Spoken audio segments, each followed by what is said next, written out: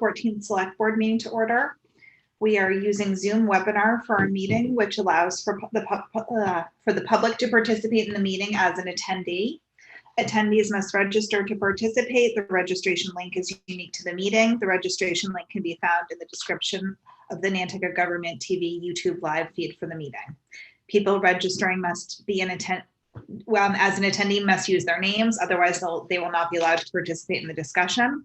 Attendees will join in listening mode, then can click their raise hand button if they wish to speak. The chair will call on those who have their hands raised at the appropriate time. If you do not have an audio capable device, you can use the Q&A function. All questions should be directed through the chair. As a preliminary matter, I would like to confirm member access. I'll go through the board members first in the order in which I see you. Matt Fee. Here. Melissa Murphy. Here. Christy Ferrantella. Here. Jason Bridges. Here. Next, I will go through town staff members. Amy Baxter. Here. Libby Gibson. Present. Holly Backus. Present. Rachel Day. Here. Erica Mooney. Present. Ryan Turbot. Present. Janet Schulte. Here. Roberto Santamaria. Here. Taylor Hilst. Here. Ken Bogrand.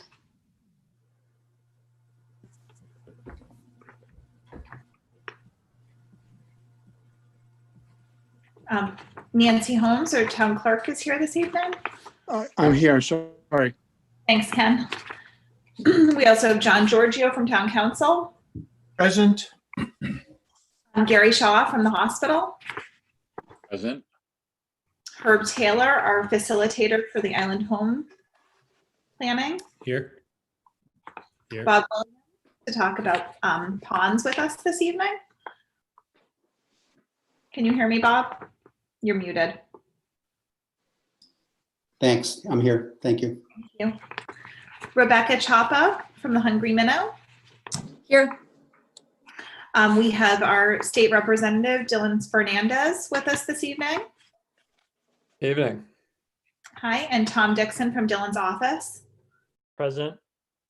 And Mary Bergman from the Preservation Institute. Yep. Preservation Trust. I'm here. Preservation Trust, I'm sorry. Okay, now that we have everyone, we may have other people coming in and out throughout the evening.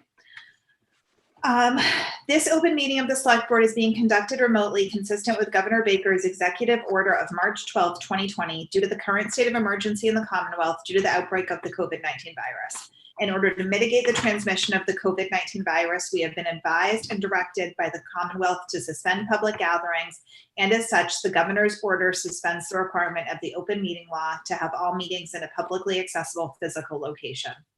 Further, all members of public bodies are allowed and encouraged to participate remotely. The order, which you can find posted with agenda materials for this meeting, allows public bodies to meet entirely remotely so long as reasonable public access is afforded, so that the public can follow along with the deliberations of the meeting. Ensuring public access does not ensure public participation unless such participation is required by law. This meeting will feature public comment as previously noted and at different points within our agenda. This meeting, we're convening via video conference via the Zoom app as posted on the town's website. Please note that the meeting is being recorded and that all attendees are participating by video conference. Accordingly, please be aware that other folks may be able to see you and to take care not to share the screen of your computer. Anything that you broadcast may be captured by the recording. All meeting materials are posted on the town's website. The public is encouraged to follow along. When we turn to our first item on the agenda, well, first I will go over some ground rules. Please remember to mute your phone or computer when you are not speaking. Please remember to speak clearly in a way that helps generate accurate minutes. Please wait for the chair to yield the floor to you and state your name before speaking. We will be taking all votes via roll call. And we will now turn to our agenda. We do have an item that is off this evening. It is the real estate items are actually all off and will be brought back at a later date. So with that change, we'll accept the agenda. And we will turn to announcements. First, we will, I believe, go to Dylan Fernandez to give us a legislative update after announcing that this meeting's being audio and video recorded. Turn it over to you, Dylan. Good evening. Well, it's good to see everyone, and I'm wishing everyone good health. I'll just give an update. I think I was asked to do this, and Julian was asked to do this. Julian wished he could be here, but has another engagement after we gave an update to the Nantucket Civic League. So we'll just kind of talk top line about some of the different things that we've been working on in the legislature. So first, I just want to recognize how difficult these past 6-7 months have been for all of us, and particularly for the folks on Nantucket. But this is an incredibly resilient community and has really thoughtful and proactive town leadership. And Nantucket couldn't be in better hands with this board. Gary Shaw at the hospital, Roberto in the health department, and so many others pitching in to really mitigate the effects of this pandemic. And we've seen a recent kind of spike or surge in cases on island. And I just want to take one quick second to remind everyone it's so important that we stay vigilant and really think about and not relax on this crisis, and go back to our mindset that we had in April and in May in terms of doing the personal things that we each individually can to stop the spread of this disease. And through conversations with the local leaders on this issue, we've worked with Gary at the hospital and Roberto and others to try and bring, and I think it got announced today, to bring a state-sponsored Stop the Spread site on island that will provide some additional testing and other resources made available to the community during this difficult time. So another part of this COVID crisis has also been around unemployment, and that's something that's impacted every community in the Commonwealth, but perhaps the hardest hit community. At one point, the hardest hit community was Nantucket. In April, I think the employment rate was around 28%. That's crazy, right? That is a huge number. And I know things have considerably improved, but our office is here for anyone on the call who needs help getting on unemployment, whether you have an employer, whether you're self-employed, whether you're a contractor, and you've applied for unemployment insurance and you haven't gotten it, reach out to me. I'll drop my email in the chat. Reach out to Tom Dixon from my office, who's incredibly capable and has done some amazing work to help get people onto the unemployment insurance that they need. But reach out to us. We're here for you. We really want to help. We know that in times like this, a lot of people need that money to make ends meet, to survive, to keep going, to keep the house over their head, keep their kids fed. So reach out to us. Don't be shy about doing that if we can help in any way to get that funding that you need. From a legislative perspective, it's frankly been a really strange time also to be in the legislature. We're doing everything remote too, although we're doing it through a series of conference call lines on the House side, which is more secure than Zoom, which is why we're doing that. But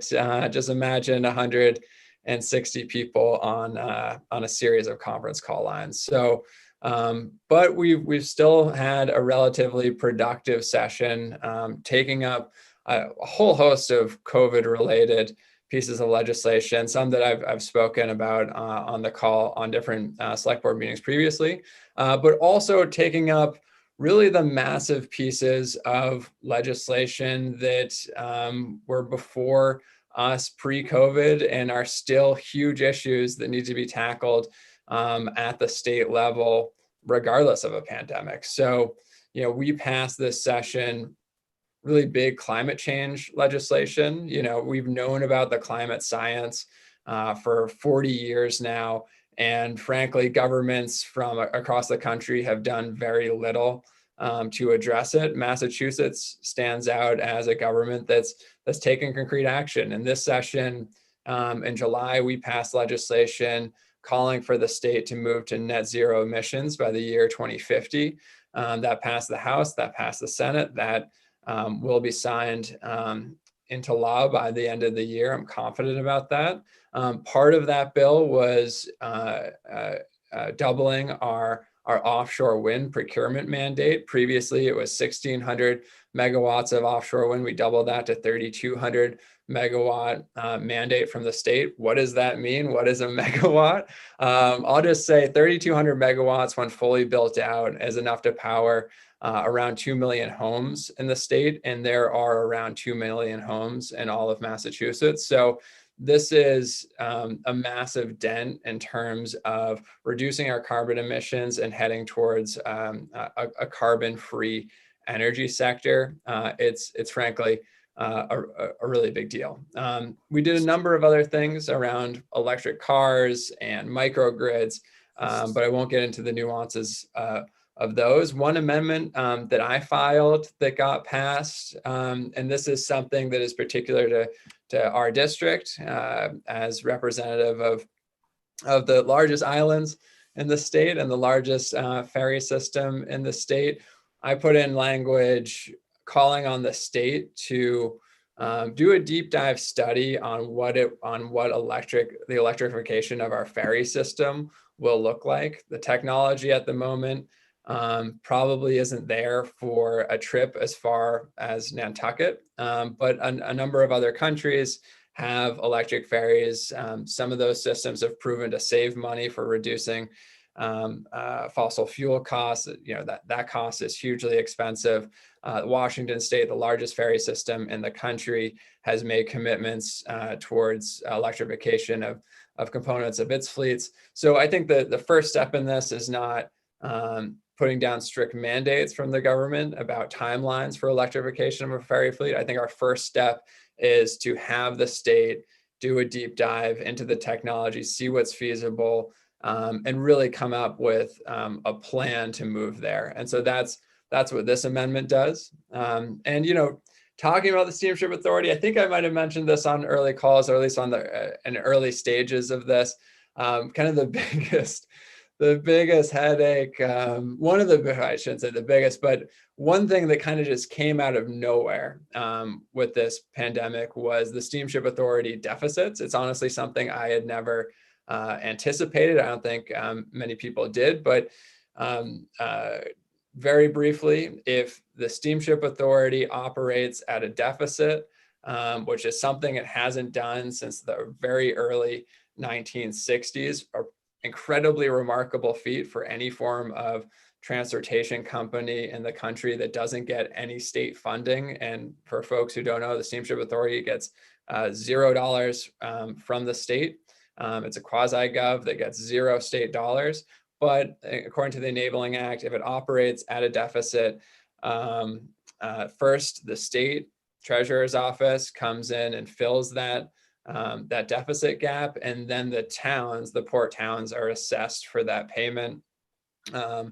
So Nantucket would have been on the hook for somewhere around $8 to probably $12 million. We'll see what happens by the end of this year, but a huge chunk of change, especially when the town is going through some financial struggles, as every municipality is, with kind of a trickling of of revenue due to COVID. And so this is the last thing that the town of Nantucket could afford, and Martha's Vineyard and the port towns on the mainland could afford. And so Senator Sear passed through the Senate, and I negotiated through the House language to ensure that our port communities are off the hook, saving the district literally tens of millions of dollars. So something that I didn't, not the first thing that came to mind when this crisis hit, but as we learned about it, it's something we really dug into, and we're able to save the island millions and the district tens of millions of dollars. One piece that's been a part of this national movement, and the legislature has been really serious about this, was after the death of the murder of George Floyd, that sparked a movement in this country really unparalleled, probably the largest social movement in American history, calling on reform for our policing, calling on police accountability, calling on an end of systemic racism in all forms of government, not just law enforcement in particular. And so the House and Senate passed legislation to make sure that there is an oversight committee of the police, so that folks who have police complaints can go to this oversight committee. This is a new division that we formed to really make sure there's an answer for who is policing the police. Previously, you would have to go to the internal affairs office in the police department that you're complaining about. So there's, understandably a conflict there. This is a separate division housed within the Attorney General's office, and it will be independent and provide for more oversight. There's also going to be a new certification and decertification process for officers, which really is something we should have had for a long time. It actually just brings us in line with many other states. And then there's a whole host of other issues as well around use of force, chokeholds, and the like, along with some other commissions set up to look at systemic racism in all sectors of government, not just our police force, and make recommendations on how to address those.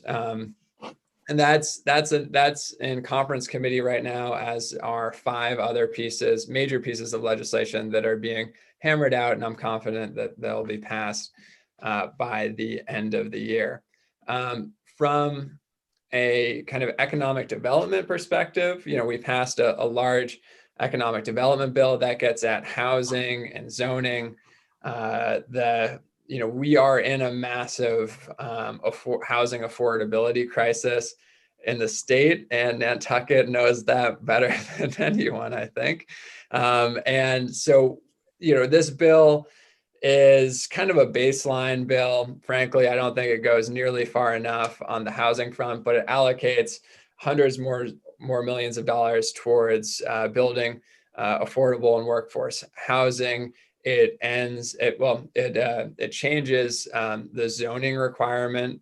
It changes the voting threshold at town meeting for zoning reforms from a 2/3 majority to a simple majority, which is seen as which that 2/3 threshold has been used to hold up previous affordable housing projects, and it does a number of other things, from one of which is allowing online sports gambling, and so I don't know how much interest there is in that, but happy to chat about that as well. And Nantucket files a lot of home rule petitions. I believe we filed 11 of them over the past 3 or so years. We've passed 8 of them. A couple we passed already this session. We just passed a water merger piece. A couple other are out of committee. We passed the gender neutral piece, and if you keep filing them, we'll keep pushing for them. One that I want to mention that we haven't been able to pass, one of I think only two we haven't gotten over the finish line, is around the transfer fee. This is, I believe, an incredibly important piece of legislation, and as folks may know, I filed the Nantucket home rule petition for the transfer fee on high cost home sales over $2 million, 0.5% fee. I also filed a piece to allow communities from across the Commonwealth to opt into this. So it's a statewide enabling act for communities that choose this. And so I've been pushing both angles, and we've actually formed a statewide coalition that's been pushing this as well. Tucker Holland from Nantucket's been pretty active on that statewide coalition representing the island. But so far, I believe it's right now 8 different communities have followed Nantucket's lead on this and passing home rule petitions for a percentage transfer fee on high cost home sales. Kind of the biggest actor in this is the city of Boston, that kind of mid last year put forward their own home rule petition on this. So we're building on that momentum. We're bringing a lot more communities into the fold to push for this transfer fee, and we're hopeful that through that coalition building, we'll be able to get kind of a broader piece of legislation passed that would allow Nantucket to do exactly what it wants to do. This kind of follows the model of how the Airbnb bill got passed, right? A bunch of different communities from across the Commonwealth filed home rule petitions, and it wasn't until there was statewide enabling act that allowed every community to raise that revenue. Did this pass, right? So we're looking to do a similar thing with the transfer fee. It might take a little bit, but we're still pushing on it, and we have a good group of advocates from really across the state involved in it. So with that, I'll kind of stop there, see if you guys have any questions. Oh, I will mention one more thing, which we haven't taken up the state budget yet. That is because of the COVID crisis, and frankly the uncertainty from the federal government. The packages put forward by the president, by Senate Republicans and House Democrats are just widely divergent. As a state, we should all be really pushing for the House Democrats package, because that puts a lot of money towards state budgets, towards municipal budgets. So the state is facing somewhere around a $4 billion budget gap. Those numbers, that's kind of the middle of the range that it's in. That's a huge number. We have a $3.5 billion rainy day fund, but if we use that triggers other financial mechanisms that can make borrowing a little more challenging. So there's a lot that's going into this. We're probably going to have a budget, I'd imagine, in the next 4 weeks now that we've seen pretty strong messages from Congress and the White House that they're not going to act on this. And so the state's going to have to make some really tough decisions about what our budget is going to look like, how much of the rainy day fund we're going to use, what programs could face a potential budget cut. I don't want to see that. So I personally have been advocating for ways to raise revenue, to fill in those budget gaps. I think the transfer fee could be a really strong component of that.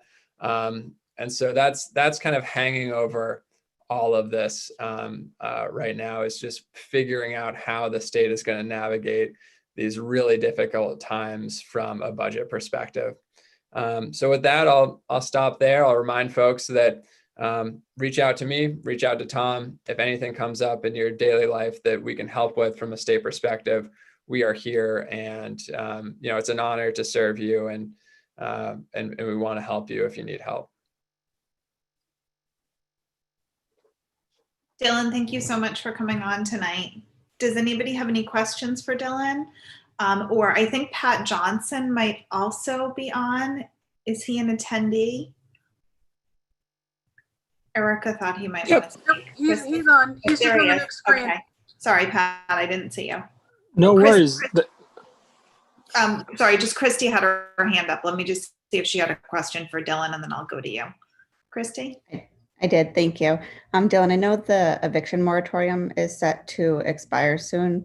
Do you think Tomorrow. that will be extended, or are there going to be resources for residents and tenants? Yeah, that's a really good question. I believe it expires tomorrow. The governor has put out his kind of proposal. The governor wants it to expire tomorrow. I think there are some strong arguments to be made to extend that, but it doesn't look like the governor is going to do that. So what he's proposed is, if my memory serves me right, it's 175 million. I think around 70 of that goes to the RAFT program, rental assistance for families in transition, and then there's another 110 or so for kind of rent stabilization. And so that is what the administration is putting forward as a solution to the eviction moratorium being ended. I have some concerns, right? I think, he just announced that this is the money. He just announced this money a few days ago. And so, I think, and with the moratorium ending tomorrow, it will take these administrators of these funds, whether they're Housing Assistance Corporation or Mass kind of like Renters Assistance, Mass Legal Action. That's the group I was looking for. It'll take them a little while to get these funds and administer them. So I think there needs to be more of a window between announcing the funds and getting them out and the moratorium ending tomorrow. So colleagues and I have been pushing for it to be delayed at least a little bit so that the funds can get released and allow these organizations to have the bandwidth and planning to help folks who might need it. But I also think there's a strong argument to be made to extend it for through the end of the year. But the administration, I think, has extended it twice, and now is taking more of a harder line on it and looking at that funding as a way to as a kind of a stopgap measure. Yeah, it's a good question. Thanks, Christy. Thank you. Pat? Thank you, Chair Holgate. I don't have much to add. I think the summary that Rep. Fernandez provided was very comprehensive. And as usual, Senator Sear and Rep. Fernandez work extremely closely together, and a lot of their priorities are aligned and overlap. So just we're continuing as an office, much as Rep. Fernandez mentioned, that he and his team and Tom and others are working on. So much of our focus is on constituent assistance, which continues to be a significant need in many areas. So the only other thing I'd add is just Senator Sear in his role as the Senate Chair of the Joint Committee on Mental Health, Substance Use, and Recovery has especially been focused on, and we've been spending a lot of time on the effects of the pandemic on the mental health needs generally of so many people of every age and every background and place in Massachusetts. And that is, the other significant challenge is those who depend on substance use disorder services and already have been requiring mental health care prior to the pandemic. So that's something we're spending a lot of time on. Senator Sear is also member of the 6-member conference committee trying to negotiate an omnibus healthcare reform bill that is bringing together 2 different proposals that the House and Senate have passed. So some of those issues of healthcare, mental health, and substance use disorder services are areas we're especially focused, but also all of the other areas of policy and areas that the pandemic has especially brought to the forefront. So I'm here to answer any questions, but I think you're in good hands with Rep. Fernandez. Thank you. Thank you so much. It's really good to hear the focus on human service issues, and it's been a very big concern during this for everyone. While you're both still on, I wanted to go to Gary Shaw because they just released the news on the Stop the Spread testing, which you were very supportive of helping us move that forward. And I know Gary has to step off in about 15 minutes. So anything that he would like to add in regard to that, or any other COVID related items or anything else, I'll turn it over to you. Thank you very much, Dawn. And it's great to see all of you again. As you know, just looking at the numbers, we're moving into lower cases of COVID, which is always good to see. And yet we have a very robust testing program and support of the island that I know the leadership here supports and that our government representatives support as well. We have moved, as you know, from a green to a yellow to a red condition related to risk for COVID on the island. And we continue to be in red as our numbers still exceed what the state's math is related to how many cases per 100,000. As a result, the town, the Department of Public Health, and the hospital moved to request that the state create a Stop the Spread COVID station testing ability on the island so that we could expand testing further.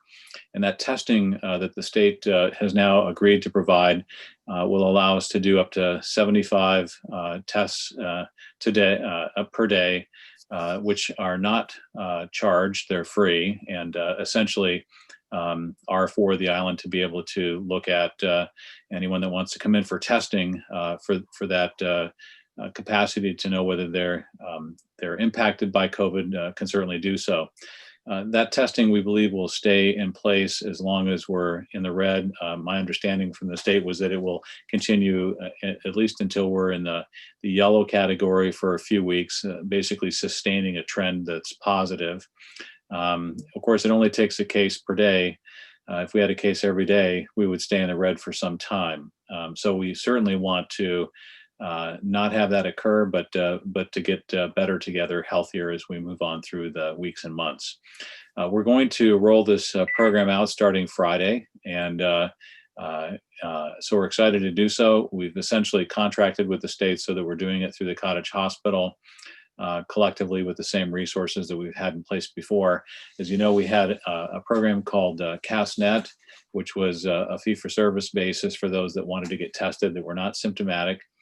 And so essentially we will continue to have a program that is now free through the state for those that are not symptomatic. And of course, if you are symptomatic, we want you to come over and be tested. That's a free service, as I believe you all know, through the CARES Act.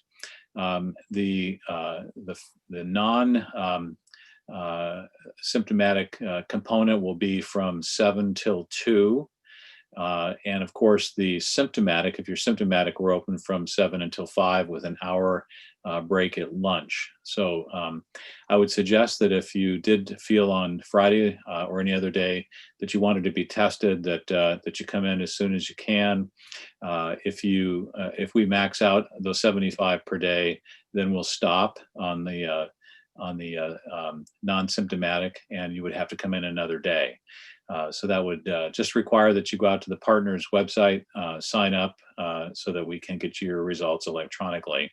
But we're very happy to be able to present that. Thank you to Dylan and other individuals within the governmental environment, this town, for supporting moving that forward. So I'm open for any questions if you have any on that. Thank you, Gary. If anyone has any questions for Gary Shaw or for Representative Fernandez or Pat Johnson from Senator Sears' office, now's the time. Matt? If for Gary, will that be opened at noon at lunchtime to stop the spread? No, my understanding is it won't be. Of course, my staff could probably usurp me with that if that were needed, but we do need to give our team a break. There's only so many people doing testing. So the 7 with a break and then going on until 2 would be what I would imagine would be there. All right, I just wanted to clarify. Yeah.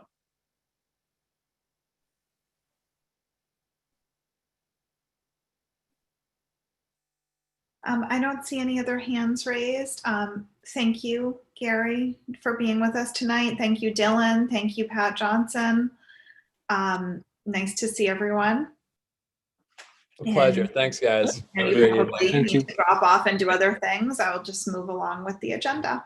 Be safe and keep washing your hands and wear those masks. Thank you very much. Thank you. Bye-bye.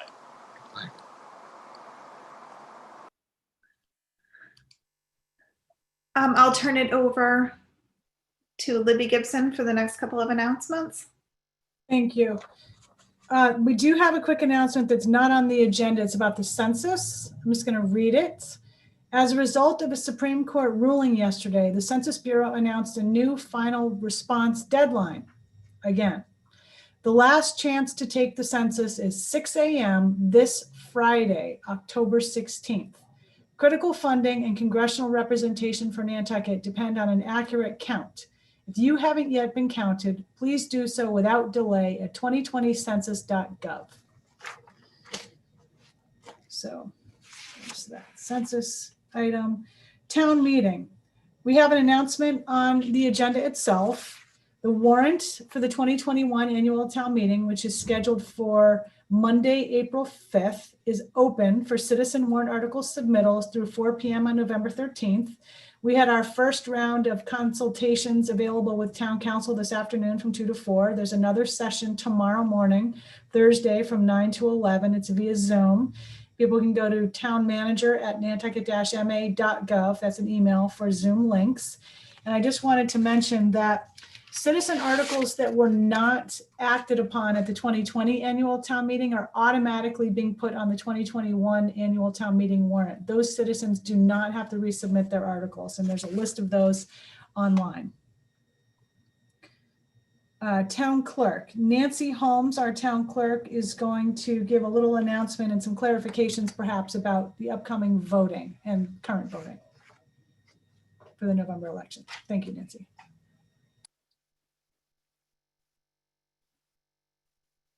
Nancy, you're still muted.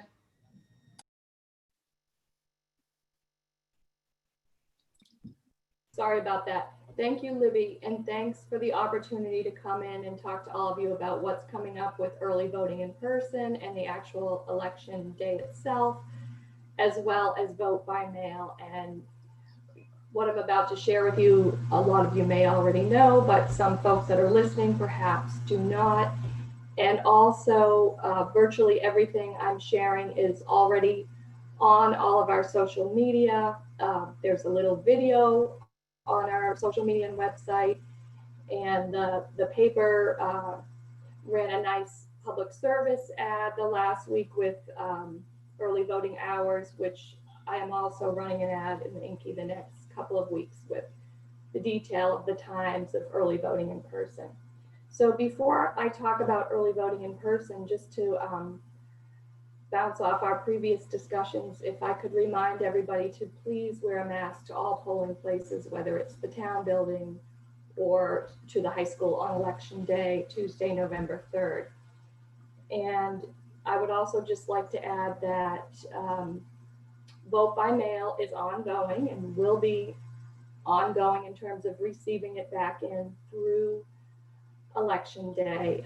This has been a very daunting process for us to keep up with. We've already sent out over 3,000 ballots. We have, on occasions, including today, brought in election workers to help us. We have some space in the town building because obviously we have to get this job done, but we have to make sure we maintain proper social distance, a voter can request a vote by mail ballot up until the 28th of October, which obviously is 5 days before the election. I would really not recommend doing that.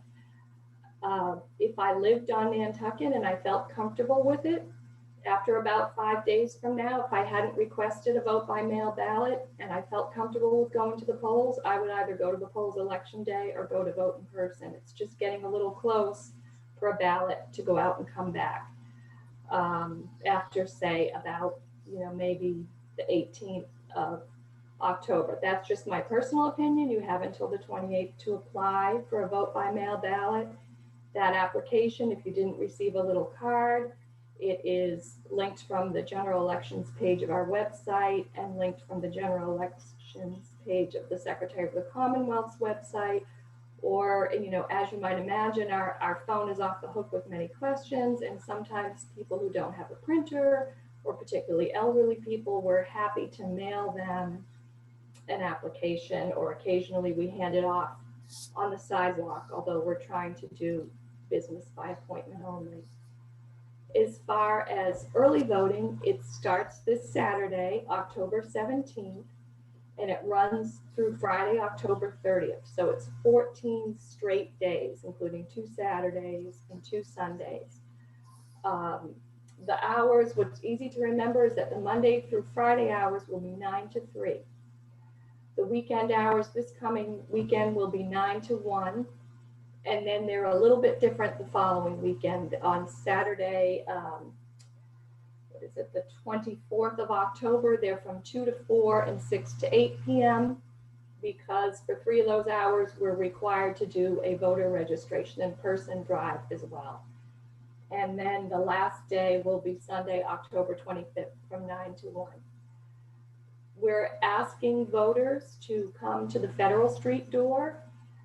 Weather permitting, we may have the check-in table outside with the voter list. Weather not permitting, it'll be inside the door. Voters will check in and go to a booth with their ballot, and they'll exit through the South Water Street door. And voters only will be allowed into the building. Early voting in person and absentee voting, it's very essentially the same thing. There's a very fine distinction between the two. When you absentee vote, when you apply to absentee vote, you're saying, I'm out of town, I'm away on election day, I need an absentee ballot. But early voting is just no excuses, in-person voting. It's confusing, but if you look on the ballot, it's the same ballot. If you happen to have gotten one by mail already, it says early/absentee ballot. And that is the same ballot you're going to see if you come in October 17th to 30th. And then if you come on election day, it's the official election day ballot. It's all the same content. I'd just like to go over a couple of frequent questions that we're just getting loads of calls about. One is, when are the ballots tabulated? Voters have a lot of concerns about that this year because of things going on nationally, and states run their own elections, so it's different state to state. For here in Nantucket, we are counting our ballots and tabulating our ballots the way we have always done for every election, on election day, at the polls, through the tabulators. That's when your ballot will be tabulated, whether you come that day, you come to early vote in person, or you've done a mail ballot. Although it's all over the social media, a lot of people have asked where the drop box is. And as many of you know, the drop box is at the 16 Broad Street entrance, across from the Whaling Museum. It's very well labeled. You lift the top, it's very secure. The ladies at the Registry of Deeds check it many, many times a day. So that's a very secure way, and people have returned them by the hundreds already. So a lot of local folks are liking that drop box. The other question that I'm getting a lot, even when I dropped off some more ballots at the post office the other day, one of the postal workers said to me, well, I've got my mailed ballot, but I want to come election day. Can I do that? Yes, you can now. You can do that as long as you haven't returned that ballot to the clerk's office, voted and logged in. We have to log in each ballot to a voter. yes, you can, as long as you haven't returned it, you may come and vote at the polls that day. And if you do, I would ask that you would consider bringing your unvoted ballot with you and returning it to us. You're not required to, but that would be nice. Another question that we've had is, can I just bring my ballot, my mailed ballot that I voted to the polls on election day when we're there up at the high school? This is a state election rule. You can't return a voted mailed ballot to the polls. You have to mail it or return it to the drop box. And because we have never had this scale of mailed voting, I would ask people to try to pay particular concern to that and spread the word. It's because the ballot has to be logged and scanned in at the office where our state computers are, which are a closed system. So the ballots have to go to the drop box or the mail, and they can be sent either way up until Tuesday, November 3rd. Another question or issues is regarding problems with delivery of the ballot or contents of the ballot. You know, as I've said, we've sent over 3,000. We've already received back hundreds, and it's only been a little over a week since we mailed them. But we've had some issues. For example, I had a couple husbands and wives call. One of their ballots, one of their envelopes was empty. It did not have a ballot, and the other person in the household did. And people have to understand is that there can be issues with voting by mail. The state prepared millions of ballots and sent them to all of the city and town clerks in Massachusetts. What they tried to do to help the clerks is to prepare what they called kitted ballots, partially pre-stuffed ballot envelopes. So it would have the instructions and the inner envelope and a ballot. And, you know, these printing factories are preparing them by the millions. Sometimes things weren't absolutely correct. The good news is if you call us, email us, contact us right away, we can cancel out the first one and send you another.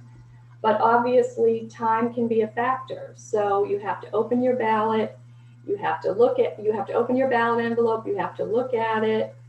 We encourage you to return it, vote it and return it as immediately as possible.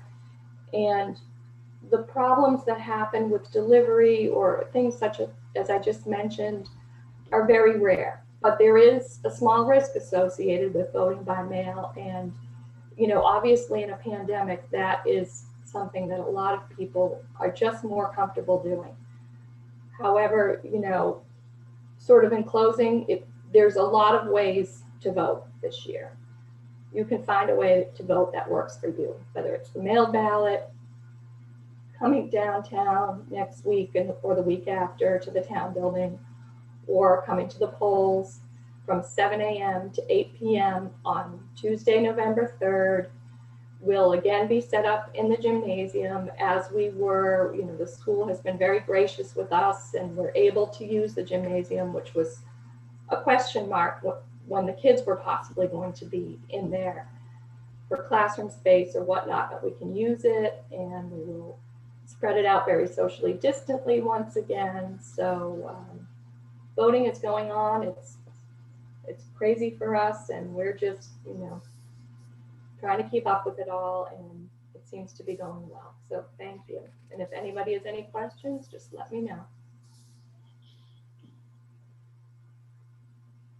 Thank you, Nancy. That was great. I don't see any questions.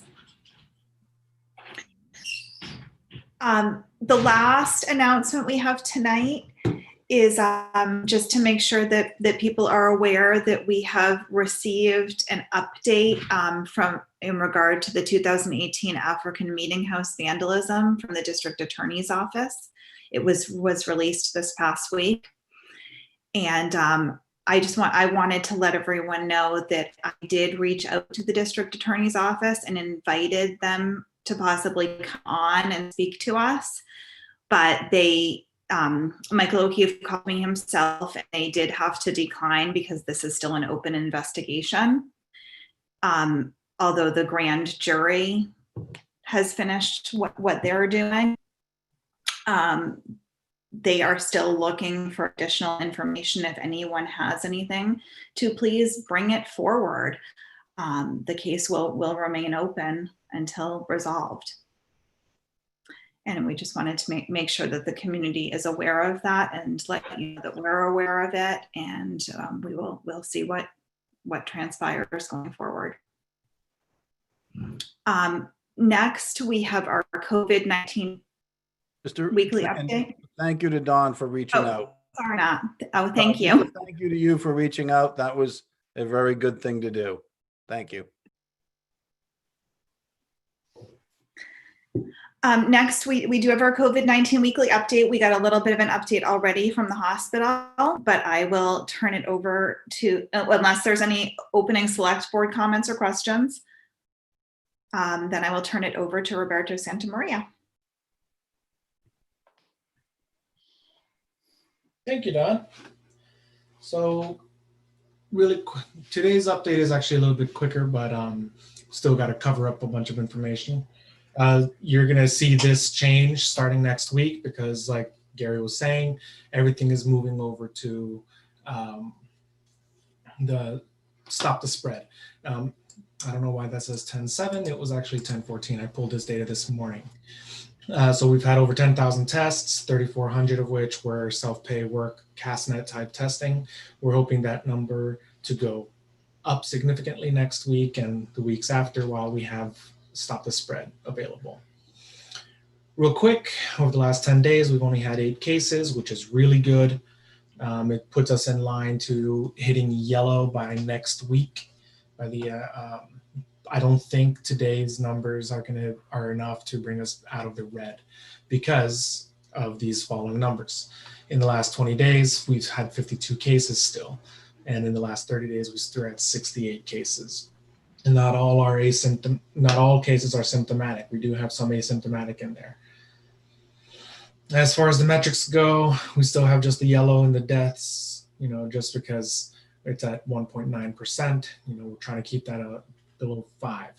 I would probably bring that down to green over the next week or two. As far as everything else goes, we're in the right direction. We're headed in the very, very good direction. Pretty much green across the board. Same age breakdowns. I haven't recalculated a lot of the new information yet, so I still have to get through and break these down a little bit more. So really, in general, point of origin is still Nantucket being the primary source. We did have a couple of out-of-state cases though this last 5 days or so. So the good news that we're seeing is this section right here. The last 14 days or so, you'll see there was a sharp increase in our cumulative incidence. We went from about 110 cases up to about 150 in a really short order. And then we see this plateau effect where we are still going up, but it is starting to flatten out, which is really good. So in the last 30 days, what you see on your screen now is this nice flattened long curve that we're hoping to continue.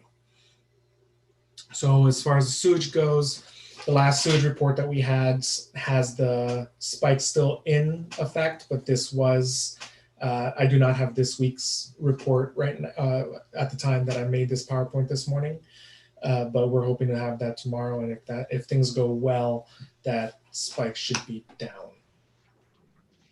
Back to our normal flatten the curve, you'll see that we're still on a really good downward trend. And if you notice, the very end of that moving trend line is below 1 now, which is very good.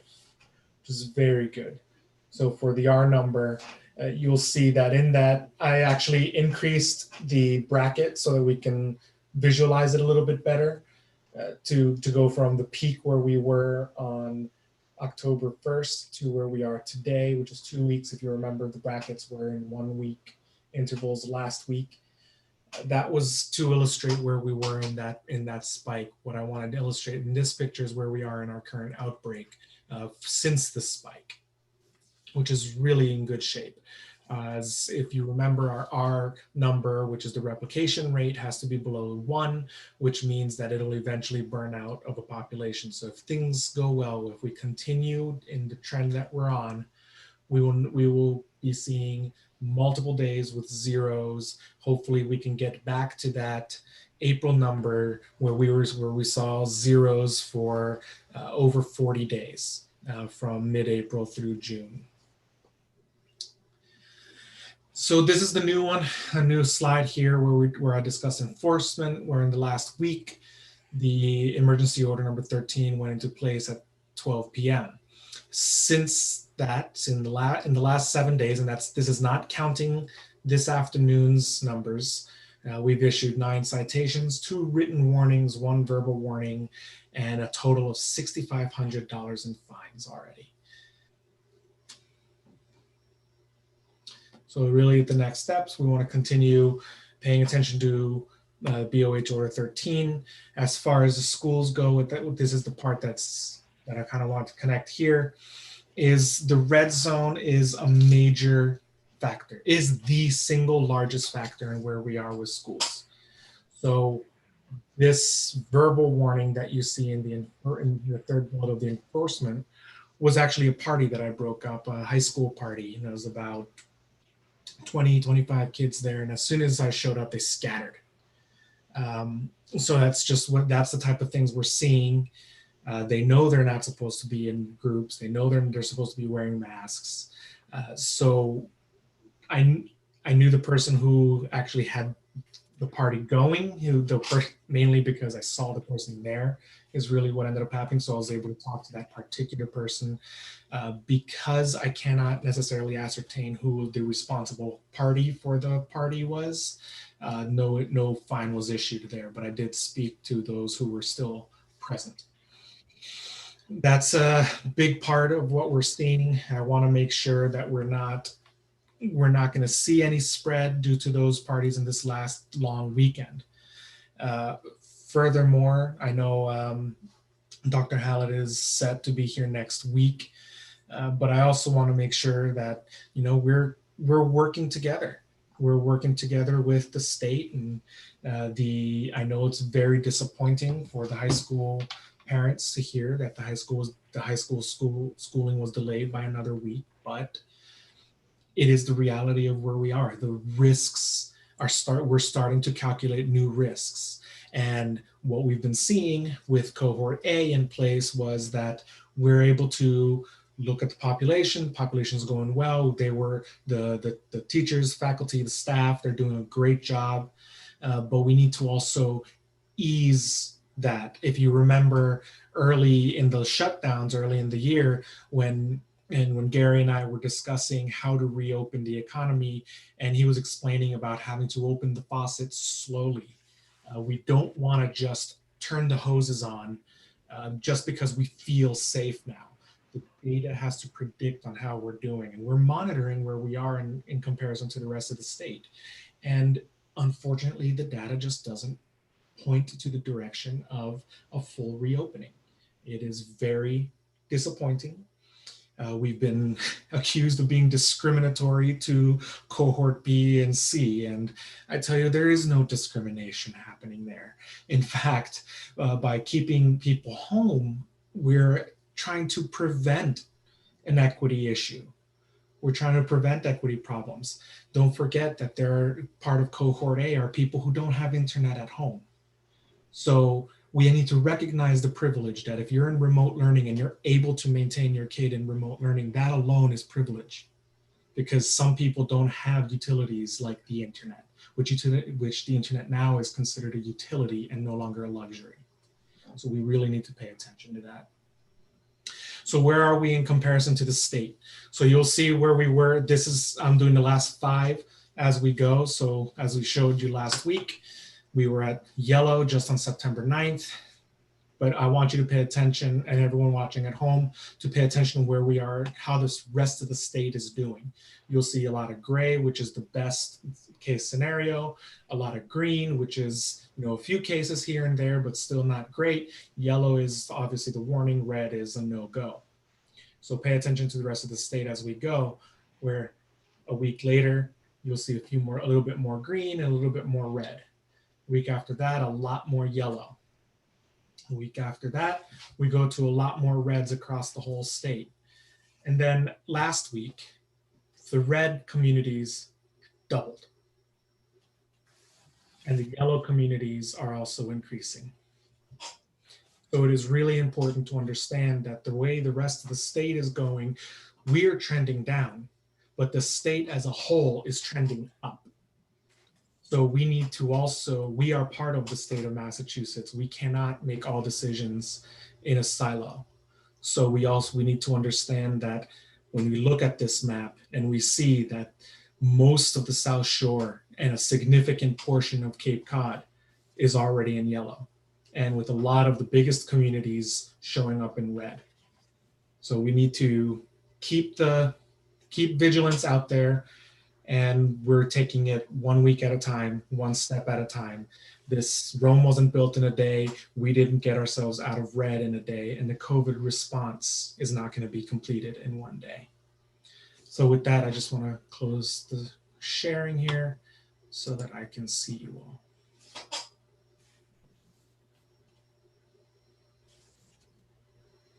Matt? Yeah, Roberto, yeah, we've all had tons of, and you answer most of the school stuff, but from and thank you for that. If we don't have, if people do the right thing and we don't have a lot of parties and we run, zeros for how long, would next week would be like sort of the soonest? How do the numbers like play out? So, To be open, and has there been any consideration of opening for the young kids and not the high school kids if they don't get their act together? Matt, that's the announcement that went out yesterday, actually. But you don't have school age kids anymore, so you didn't get the robocall. I must have just felt it in the air somehow. But that's exactly what they postponed cohorts B and C by a week for the older kids, and the younger kids are going back starting next week. Mm-hmm. So thank you, Don. Yes, the elementary, and I don't remember if the intermediate and middle school are part of that, but I believe they are. They're going back on Monday, and then the high school is still delayed by another week. And as the good news is, we're in great shape. Like I said in the report, there over the last 10 days we only had 8 cases. If we have another week just like that, we should be in the yellow by Wednesday, a week from today, and we should be in the green at least by the week after. So that'll be really good.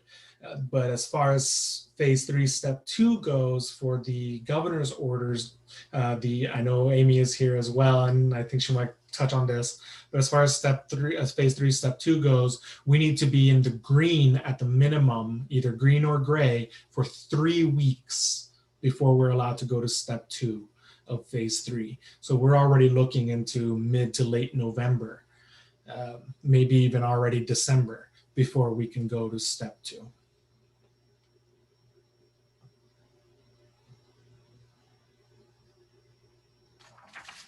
Sorry, Melissa. Okay, thank you so much, Don. Roberto, on your screen that you shared about the fines that you were and verbal warnings and things you were able to do, is this stepped up enforcement in which sector? Where have we been really focusing those efforts? So this is across the board. So one of the things that we've been doing is, we've been receiving a lot of good reports from Jeff Morash and the rest of the Plus department. They've been in constant communication with us about what they're seeing at the job sites, and it's things like, if you're at a job site and there's 12 guys at the job site and 11 of them are wearing masks, and the 12th person just has it over his chin or something and just took it off to breathe for a little bit, we're not going to be giving a fine for that. That's not going to happen. Same thing if a person is mowing a lawn by themselves, we're not going to be giving them that ticket because they're literally alone in their work site. But what we did see is a lot of the pool companies are not paying attention to this. So we got called out to a couple of pool draining And of those 9 citations, I believe 4 or 5 of them are to pools, to pool draining companies and pool maintenance, because we're in that point of winterization right now. So it's across a couple of the sectors. We did issue the 2 written warnings that we issued were town employees. So we're going across the board. Melissa? Thank you. Just thank you for that, Roberto. And I think to sort of add on to Matt's question and to pick up on something Gary said earlier, if we have 1 positive case per day, that can keep us in the red. So, you know, I'm trying to understand how those or maybe remember how those designations are calculated. Is it a designation by day? Is it a weekly average? Could you just re-explain that for us? Because I think we're all sort of on bated breath, particularly to get our kids back in school to move from red to, at the very least, yellow. Yes. So what they're doing is it's the average of the daily incidents. So if it's more than, so it's per 100,000, which is a standardized incidence ratio. So for us, 1 case per day comes out to about 9 cases per 100,000, which automatically brings us into the red. So what we need to do is average less than 1 per day. So what they do is, let's say they take there was 1 case on every single day from now to the next 2 weeks from now. So as they average it, so they calculate it out to the 100,000. So the 1 per day brings it up to, I believe it's 9.1 or so, 9.2. And then on every single day is 1, it's going to be about 9.2 per 100,000 averaged across all 14 days. But if it is 1, 0, 0, 0, 0, and then another 1, those zeros also average into the daily incidence rate. So it'll start dragging down the average, built to below 8 per 100,000. Unfortunately, 1 calculates out to 9 per 100,000. 0 calculates to 0 per 100,000. Huge discrepancy, and that's the biggest problem with the small numbers. And that's happening across all the small communities across the state. I don't know how clear I was on that. It's a little bit difficult to explain statistics without a full statistics PowerPoint. I can do that if we really wanted to, just I can't do it today. No, thank you. I think that was clear, and it helped me understand, you know, how we get to that goal, which, you know, obviously we'd love to see no cases, but if we can see 2 in a week, that's progress, rather than 7 or 8 in a week. I think I get it. Thank you. Are there any other questions? Any questions from the public? If not, I'll move on to Amy Baxter, Licensing Administrator, for any updates. Thank you. As Roberto said, we are still in obviously high risk territory, which means that we still have some restrictions in place that are in low risk communities. We can't just say we're not in step 2 because there's parts of step 1 that don't apply here. So we've been trying to communicate out the differences from the advisories that the state sends out, and they sent out yet another one today from the liquor agency. So just real quick, as far as how we differ from what has come out, we still are in the, basically, as Health put it today, we are still operating as we were in August. It is still 6 per table, 6 feet apart, no service from the bar or bartender. There is allowed seating at bars now, so long as there is no one working behind the bar. There's able to be 6 feet of distance or plexiglass installed, but that is not a substitute for masks and spacing. So those are some of the differences, which we will communicate again I know that's very confusing, but essentially we are still in the place we were this summer, if that helps those as well. And I think we've been sending out advisories. We sent out another one again on Friday. I think that all of you received that had FAQs that we put up online too as well. For the whole hospitality industry, we've addressed them as much as possible, provided an area for them to contact us with questions if they have a question on an event. As well, have talked to licensed caterers and things of that sort, so they understand their responsibility, and they've been, I think, very informative to us and asking questions as far as their responsibility being licensed by the town in these events. And the hard answer being, if someone had a wedding or some sort of event planned for 40 plus 50 people, as was allowed at one point, the answer is yes, it needs to be 10 now. There's not an exception there. So that communication has been out there, hopefully clear in that respect. What the state sent out today and some more, that one thing they pointed out, I'd like to point out, is that it's important for those that are open in restaurants and having reservations or walk-ins, that at least one person from the party is identified with a contact number, should contact tracing be needed. I think that's very important. I know a lot of folks are doing that, but that might have gotten relaxed a bit, but just make sure as best you can that that happens as well. As you might have noticed, some of the street dining is being pulled down. Some, I was a little surprised today on some of it, but Oak Street has been cleared. I think behind the club car, I think as far as closed streets, we still have in front of the Nautilus and front of Gaslight as well. So those spaces, and they're still trying to plan on having outdoor seating through November into December if possible. We don't have a lot of bad weather. So, and some sidewalk seating as well.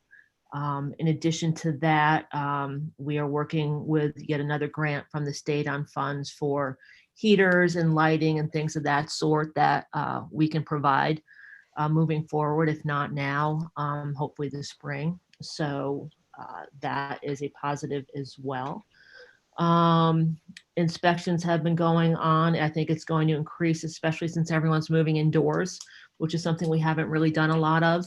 As you probably have noticed in the past week or so, a great number of folks, especially seasonals, have started to shut down for the season and will not be reopening as they usually might during holidays. So it's certainly going to be a lot less than we used to. And that's changing daily as folks try to assess if it's worth it for them to be open. So we continue to see that, but we still have a good number that are pushing through and still have outdoor spaces on that private property. So we're working with them on that and working with the fire department on heaters and inspections, and that's very important too as well. I think that is the current state of affairs. Any questions on that, or if I missed anything? Anybody have any questions? Anyone from the public is welcome to ask a question as well. Not seeing any hands. Thank you, Amy. And I think next week we'll be talking a little bit more about next season. Yes, okay. Next up, Janet Schulte, Culture Good and evening. Tourism How are you? Director. Thank Go you. ahead.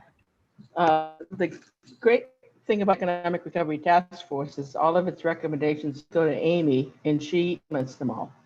So report on have been under or the committee met about a month ago. It was their fourth meeting. They convene about every 6 weeks or so to review what's going on and give feedback on what's happening and their suggestions. At the September 10th meeting, this is history now, but it was a broad consensus that outdoor dining was much appreciated by visitors, residents, and the hospitality industry, and that the restaurants are eager to know, and this is all first and second surge, but the restaurants are eager to know if outdoor dining is going to continue next year. And that's a question that we need to think about in terms of starting planning now for next spring about whether we're going to go in that direction and what the parameters might be around that. And I think starting now is going to be really beneficial for that part of the sector to understand what they need to do. The committee also reviewed information that staffing shortages were all across the board. And I think even if we went to continued outdoor dining, that the the requirements that people have for how many people they can have in their establishments would be limited by the number of people that they could hire. So it's a question to consider about the calculus of, can we go to outdoor dining and not increase capacity or whatever? And I don't know what the rules are around how we set those parameters, but it's certainly a conversation to be had this winter. The economic task force also didn't really commission, but supported the idea of a second survey about the impact of COVID. And we had an initial conversation about that today. We had about a third fewer than we had in April about what was going on. I can tell you about who responded. It was pretty much equal in terms of distribution across the economic sectors as what we had in the spring by economic sector. And we asked them, so it was a pretty good distribution. Now, we think 1 in 5 or 20% of businesses on the island responded to that survey. Pretty good response, given how much survey fatigue there could be going on right now. We were asked what we were planning to do with the data, and I think the chamber to have some conversation, develop some educational programming about what it is that we had learned from this last conversation. The survey results about what kind of training programs that people need along the lines of things like online learning, how to deal with your lessor, and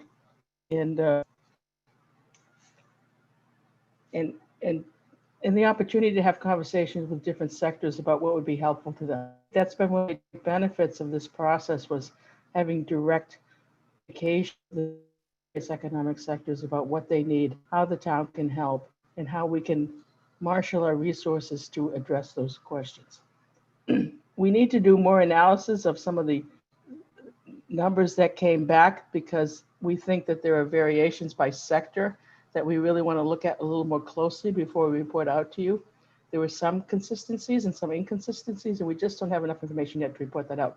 So the consultants are going to do a little more digging around and see what they think is going on about that, and then come back to us with some more data that we'll be able to share with you. It's been a great source of information about how we can help businesses in the community respond to the challenge. And I think we have an opportunity now here in October to really be looking at the midterm view for getting people ready for next year. Because most of us think we're still going to be wearing masks and washing our hands and waiting for the vaccination. The final recommendation, or a final recommendation that the task force had, was to update information about messaging, public health messaging. And you've seen some of the new signs with the masks, with the little guys with the earmuffs. And so we're continuing to spread the word that we're still in a mask zone. We're still having to wash our hands. It's socially distanced and all that kind of stuff. And that's my report. Any questions? Jason, then Matt. Thank you, Madam Chair. I just had a comment. I think it's going to be interesting in the next couple of months, whether we do a survey, however we can collect the data and see, who did really well and when, and who, and suffered, because there's really no, you just can't look at restaurants versus retail. It's Mid-Island, downtown, who had the space, who went to online ordering quickly. Be interested to see what adaptations worked and then use it for next year and see what trends, within each sector. I think that'll be, if we can find that information, I think that'll be really great. I think the consultants are going to that kind of granular level and I'll be able to report back on that in a couple of weeks when we have a little more detail about that. Because everybody on the call today was like, we need to know who benefited and who didn't benefit from this. Yeah. Thank you. Matt? Yeah, I think I think if you're getting to that level, I think the restaurants that were predominantly bars, and there's a good number of them, I think those guys had a tougher time unless they had a lot of outside seating, just as a general. So when you're sorting it, I think you may see that. And then the other part that's interesting is that housing, staffing was such an issue still. you know, because people assume that you're in a pandemic and, you know, people need jobs and it'll be easy. It was very, very difficult. And I think with the, you know, we talked about this in strategic planning. I think the pressure that we are under, I've contended for 20 years, the way to help the economy is to figure out the housing, to get a bifurcated market and get, you know, a good supply of housing so people can stay here and not be under that pressure. It goes into everything. It goes into, you know, it goes into mental health. It goes into substance abuse. You know, when people aren't secure on housing, and the pressure that we're under, that people saw this, you know, second homeowners and you know, wealthy people saw Nantucket this summer as a safe haven and have bid up the prices and are now going into areas that we never thought, you know, they would be going into. It's room for a pool. There's room for the second home. They can rent it to weddings. We are under such pressure that we have to really take that seriously. We talk about wanting to diversify an economy. If we don't have a place for people to live, the service people that we need to operate that economy, we're dead in the water. And so I think, you know, hopefully we'll, you know, we will take that very seriously, you know, because here we are with 30% unemployment and no employees. So I think that's, you know, something, you know, for the public to think about, and we may have to deal with, you know, sort of things that we have been hesitant to deal with before. Hopefully we realize that we're going to have to do it.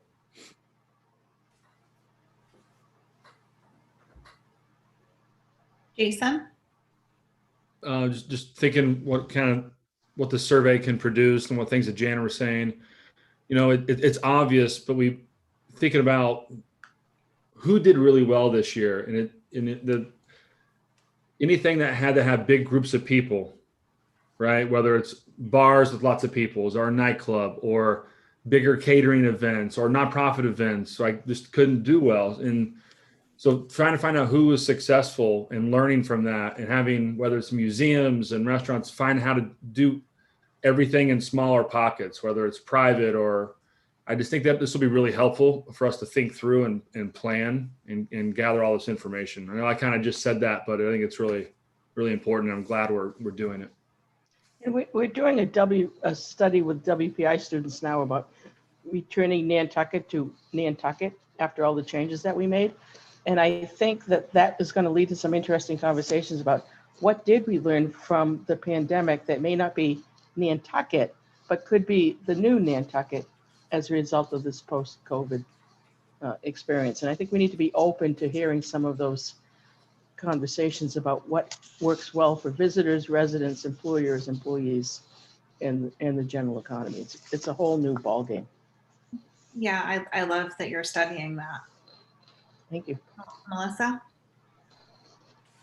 Thank you. So speaking as the interim president of the Chamber of Commerce, I was on that meeting today with Janet, and I just wanted to say that one really important outcome, I think, for this board in those surveys and these results is going to be how we can, and I think, Janet, you alluded to this, but I really just want to underscore it, how we can early on look at policy adjustments to support our business community if necessary. So we reacted very quickly and in a timely way to make modifications to things like outside dining. And with this information and with some more probing onto, you know, what businesses are going to need as the pandemic continues into 2021, most important for this board to consider is what adjustments or policy considerations can we make in advance so businesses have runway to plan and make decisions about how they can safely operate in the coming year. And so that's where I think our focus really needs to be when we get these results of the information. We've got to take a long-term view, a midterm view on this. And I'd be remiss to not thank Remain Nantucket for funding these two surveys and providing the analysis that we're all working off of and the opportunity to shape what it is we're learning about. Christy? Thank you. I just wanted to comment that I was able to attend the Visitor Service Advisory Committee that Janet runs yesterday. And it was really helpful to hear Angela Rayner talk about kind of how the restaurant industry was impacted this summer, and how the town was able to react to some things quickly and other things took a little bit longer, which of course happens with a pandemic. But I think it was really helpful to hear how we can help them moving into the next season. So if anybody has time to listen in or check the minutes after, it basically went over that, we were able to step in, but there's some more things that we could do, like working to streamline music and entertainment downtown, streamlining lights and things like that, that could just make downtown feel more welcoming and inviting, but things that we can think about for next season. Matt? Yeah, we have a lot of that. I provided that early in this in writing, having taken some of those recommendations from Angela and other people, and I think we should pull that back out. I can find it if I need to, and look at it. I think we can close more streets and standardize it and do, and really do a really good job with it. I'm not sure, but I think the town has the capacity to control what capacity is, whether it's inside and outside. But the limiting factor is going to be whether or not people have enough staff to, if we can go back to full indoor dining and have street side dining, that's going to be, are the people here to do the work? And my guess is that the J1 visa and the H2B visa problem isn't going to be solved by this time next year. Which means we'll have limited staff to serve our guests who like to eat well. That is true. It's a concern. Is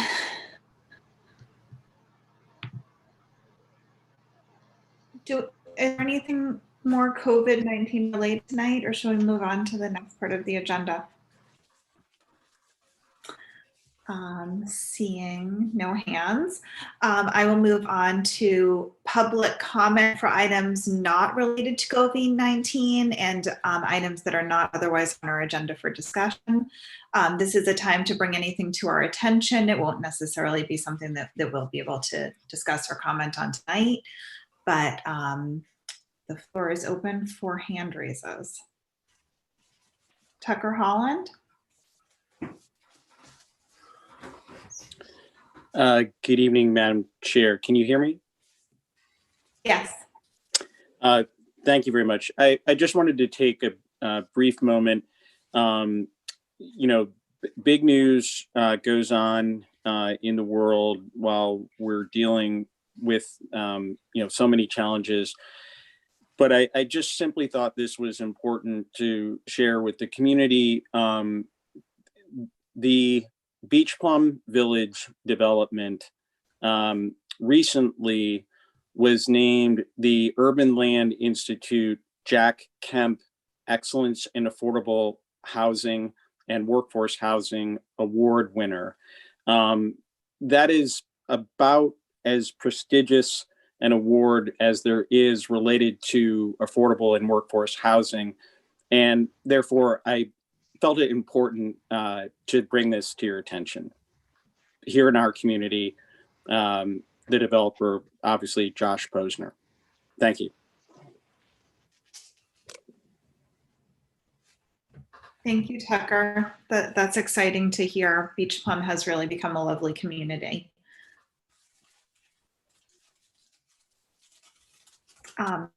Next up, I don't think we have any new business.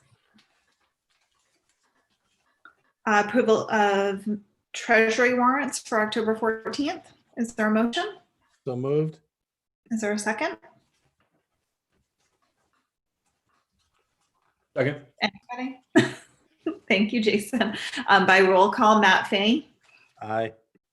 Christy Parentella. Aye. Jason Bridges. Aye.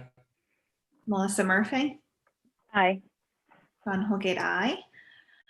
Citizen departmental requests, committee reports. Children's Beach Confession, the Hungry Minnow. This is a request for a rent reduction. Rebecca? Hi, thank you so much for your time. I want to say how thankful I am for the initial rent reduction and for the recommendation of the town to adjust our rent proactively back in May, I guess it was. The location of my concession is a challenge in a good year. And this year was extremely difficult, as you know, from many businesses. We pivoted as much as we could. We hired 6 great local staff people, mostly children, some of them their first job. But the staffing thing, as Matt said, was very, very difficult.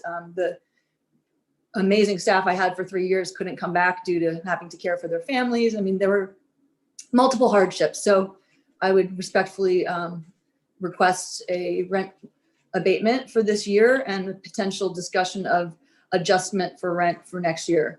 I don't think the COVID thing will be solved next year, but there are also compounding factors with this location that I've discovered over the past 3 years that make it a very difficult location to operate. Perhaps as evidenced by the fact that no one else bid on this concession the year that I received the opportunity to run it. I really enjoy what I do. It's a labor of love, and I want to continue to do it next year. So thank you.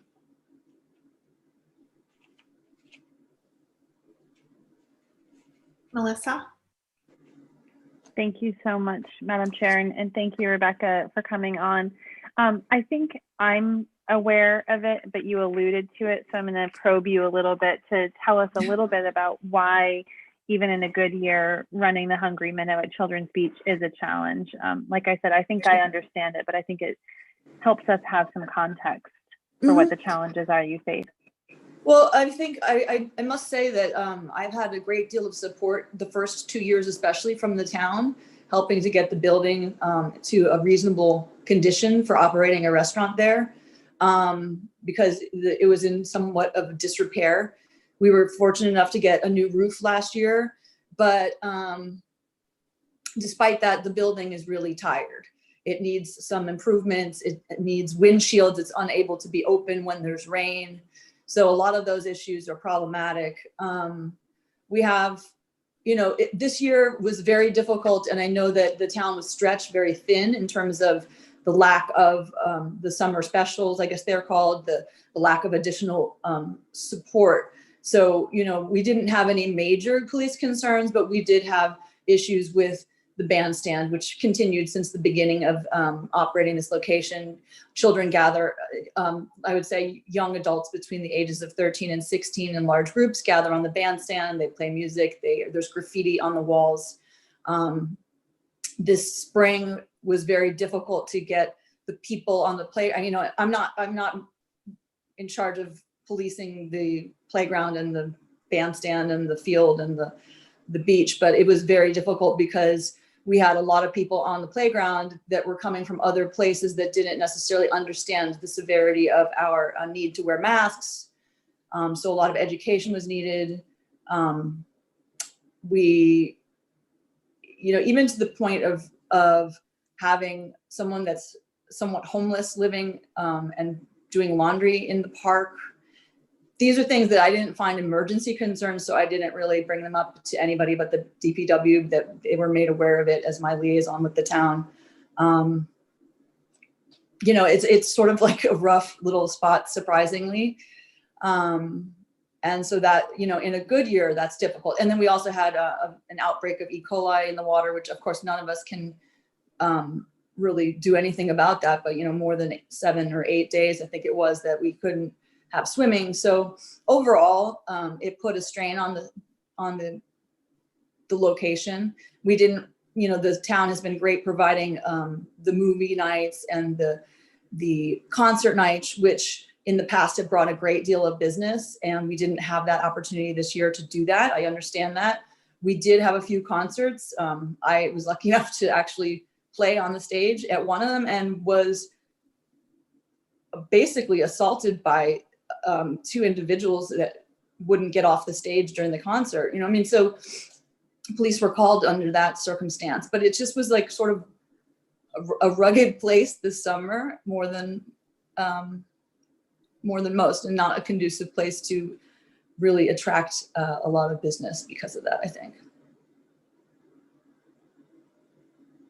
Matt? Sounds like it has been building over a few years. And it sounds like something we need to put some effort and some attention to, because that is not, that should not be Children's Beach. Yeah, I mean, I do what I can to keep the place clean. You know, the homeless person who lives there is perfectly harmless. He picks up the entire beach of trash, you know, so I mean, I kind of am torn between this place of like, is it great that his clothing is drying on the field in the middle of the day on an August afternoon, but he's cleaning. So it's sort of like this weird fine line that I'm sort of out there, you know, alone. So it's been interesting. The DPW has been super supportive whenever they can, you know, but you know, I didn't want to be the squeaky wheel this summer. There was no need for additional impact. I just want to provide jobs for children. I want to provide a service for the community, the people that were able to come to Children's Beach, because it was overall a reasonable place to be. You know, it was relatively a pleasant place most of the time. It sounds like we've got a couple different issues going on, some sort of ongoing things about policing and managing Children's Beach potentially, but what's really on the agenda for tonight is to talk about the rent and the significant decrease in revenue this year, and what we think that we could do, and what parameters there would be around that. So I'm wondering if the board has any thoughts or suggestions on the ask at hand. Christy? Thank you, Madam Chair. I think as I was looking at this, I was a little bit torn in thinking that other concessions would come forward asking for relief, and with the town already being in a difficult position. But hearing from Rebecca, I think I'd be comfortable waiving the second payment, and then maybe talking more about next year of what that would look like. Melissa, then Jason. Sure. Thank you, Madam Chair. I agree with Christy. I also believe that in a good year with healthy functioning of Children's Beach, it's a different kind of concession than that we offer at the other places. Sandbar, for example, can add alcohol to its menu and can make some revenue there. And Surfside Beach, there's not a lot of food competition nearby. So whereas with the Hungry Minnow, you know, you're right downtown, you have a lot of other options. And that's always been a consideration, I believe, when the town staff looks at who the right concessionaire is for that spot. So I agree with Christy's recommendation to forego the second rent payment. And I do think we need to have some consideration and thought about what 2021 can look like, because it is a tight fiscal year for everybody. And I certainly don't want Rebecca to be in a position to run a business that loses money. So I think we might need some more thought around that. But tonight I'm comfortable with the recommendation of not charging a second rent payment. Jason? Thank you, Madam Chair.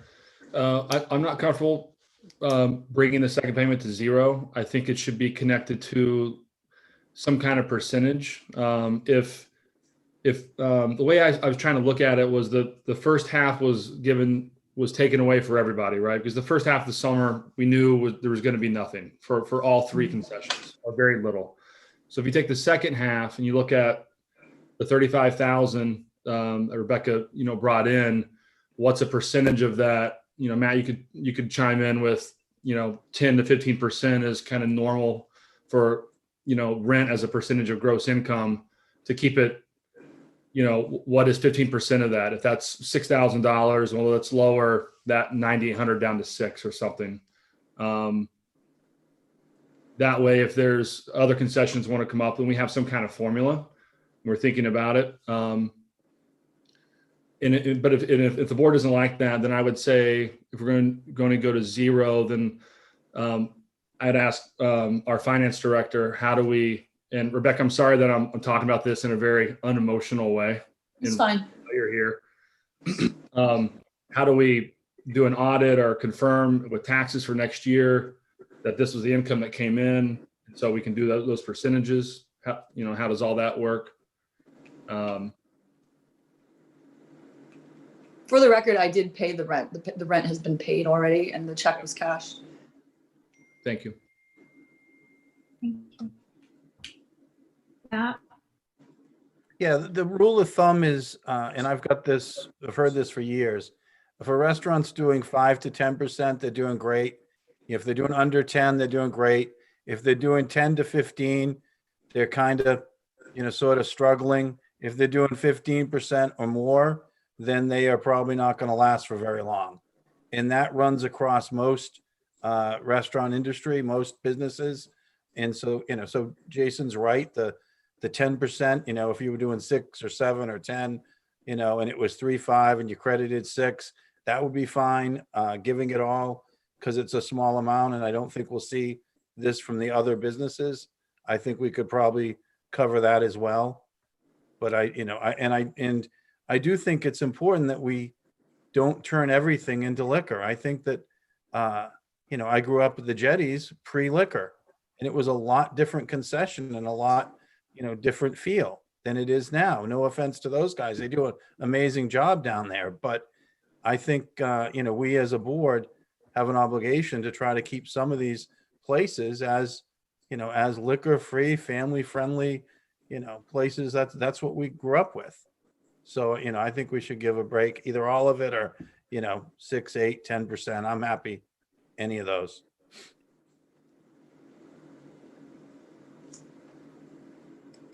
Melissa.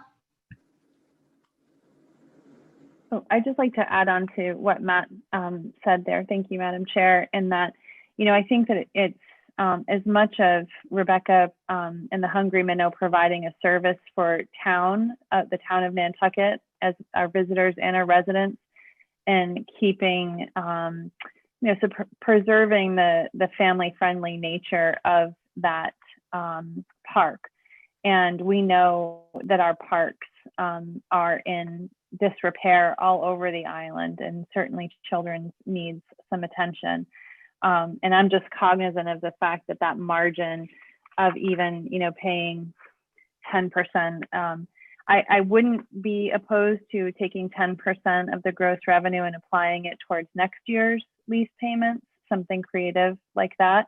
But I see where you're going with that, Jason. I'm just not sure that I feel the same conviction that where her revenue decreased so significantly this year, that there needs to be an obligation because she did provide a service to the community.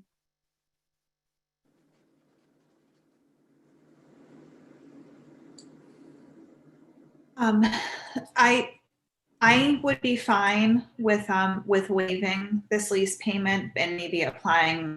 I do like the idea of applying a piece of it to next year. I think that in terms of evaluating next year, we should wait and final audited financial statement is for the end of the year, or tax return, or however that form comes. But I think that we all knew that with the cancellation of events and less activity in town and so forth, it would be the biggest hit on the Children's Beach concession. So this is not entirely unexpected. I'm actually glad that you ended up with half of what you did the year before. And I really appreciate what it takes to come before this board and ask for this in this public forum. So I'd be very open to entertaining a motion if someone wants to make one. Christy? I'll make the motion to waive the second payment of rent for the Hungry Minnow. Is there a second? I'll second it. I couldn't hit unmute fast enough. Okay, I'm going to, all those in favor by roll call. Matt Fay? Aye. Christy Ferrantella? Aye.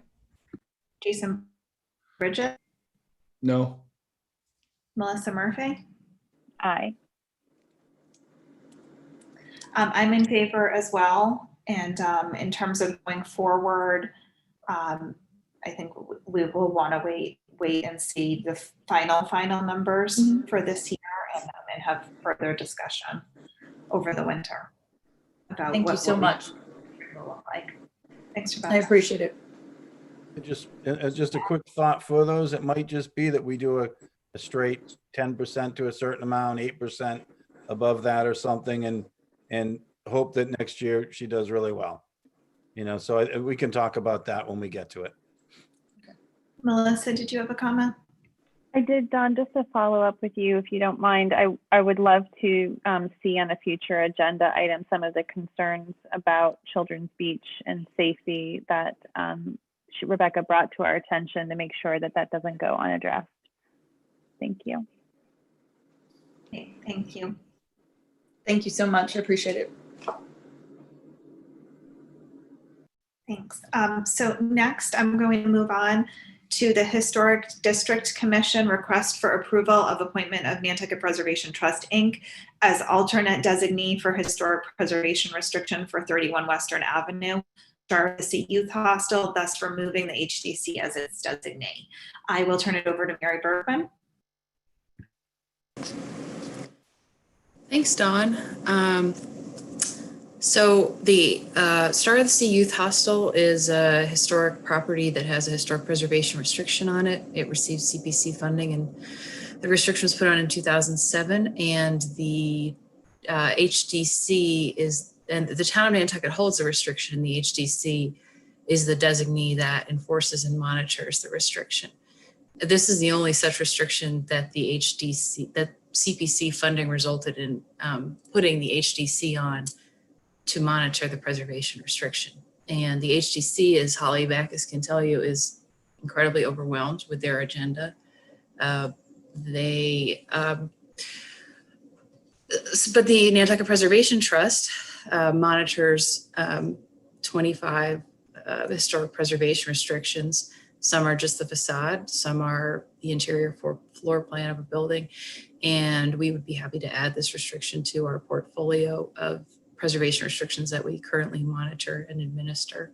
Of course, this is important because this is a building that just recently sold. So the Hostling International is no longer the owner of this building.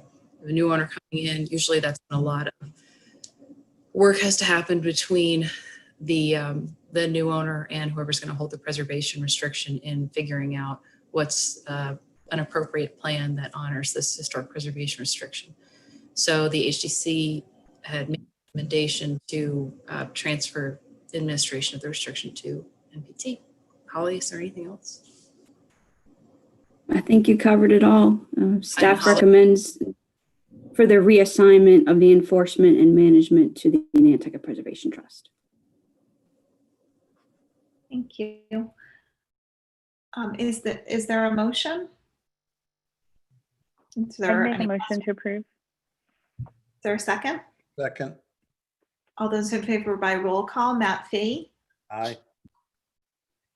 Melissa Murphy, Aye. Christy Ferrantella, aye. Jason Bridges, Aye. John Holgate, aye. Mary, did you have another request of us? That you might I did. I didn't see it included in the packet, but I think it didn't make its way in, but okay. Could that be discussed now, or should that wait till the next? I think you could go ahead and discuss it because it's completely tied into this. And I just like you to present what the ask is. Sure. So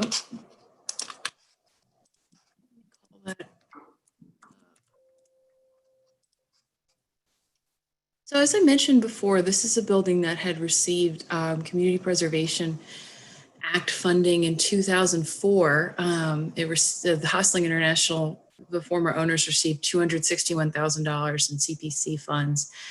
And so, as everyone on this call knows, it's a grant made with public money by, essentially the people of the town of Nantucket, as these buildings are an integral part of our community. And that's why this perpetual historic preservation restriction was placed on the Star of the Sea campus, to ensure that the resources will be protected. There's a cost associated with administering and monitoring a restriction. And usually when a preservation restriction is set up, you know, in this example, Hostling International should have paid something to the town of Nantucket or the HDC or however that works out to monitor the restriction or to, you know, defend it if such a chance or a need arose in the future, because this is a document that will travel with this property for the life of this property. And that didn't happen. And Nantucket Preservation Trust is just kind of requesting to the select board that perhaps we could consider reaching out to Hostling International, NPT and this body to request some financial stewardship. I know that Hostling International is leaving the island, but they have been part of this community for 50 years, and the Nantucket community has welcomed them and their Hostling folks, and you know, made this gift to them. So I think that it would be a worthy endeavor to reach out to them with a letter that I had drafted and sent to Dawn and Town Manager Gibson and Erica, essentially to lay out what I've just said to you, that this is a significant structure that the community invested in, and it would be a nice gesture as they leave Nantucket to ensure that this restriction will be managed properly. Because again, there will be a cost to NPT. It's one that we would hope that perhaps Hostling International would consider offsetting, and we would like to see if this board would reach out to Hostling International with us. I think it would mean a lot to have your support in that request. Yeah, I haven't seen the letter. I'm in favor of it. What are you asking them for? All of the money? Are you asking them for part of the money? And have you specified the amount in the letter? In the letter, we do suggest that Hostling International contribute $50,000 toward the administration of this restriction. That's what our easement coordinator tells us that he believes was what it might cost over its life, especially if we had to defend it.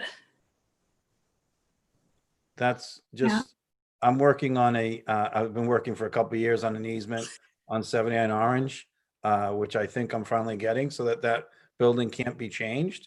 I don't want what happened to 106 Main Street to happen there, even if we don't own it. And so we're working on it.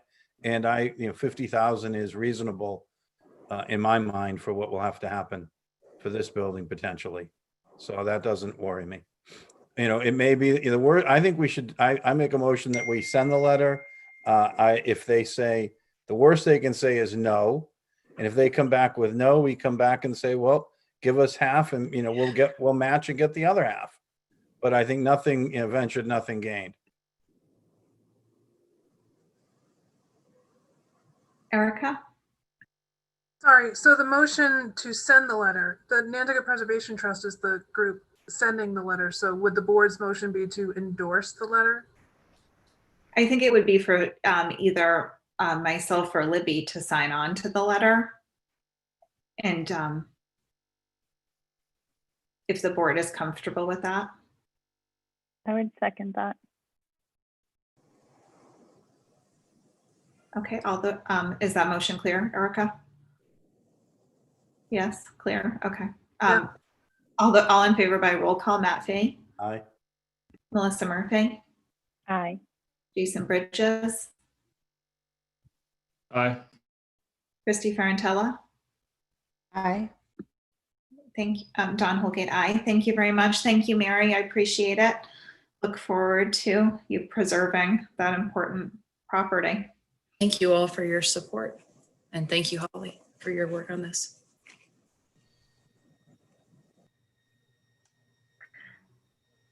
Next, Nantucket Pond Coalition update.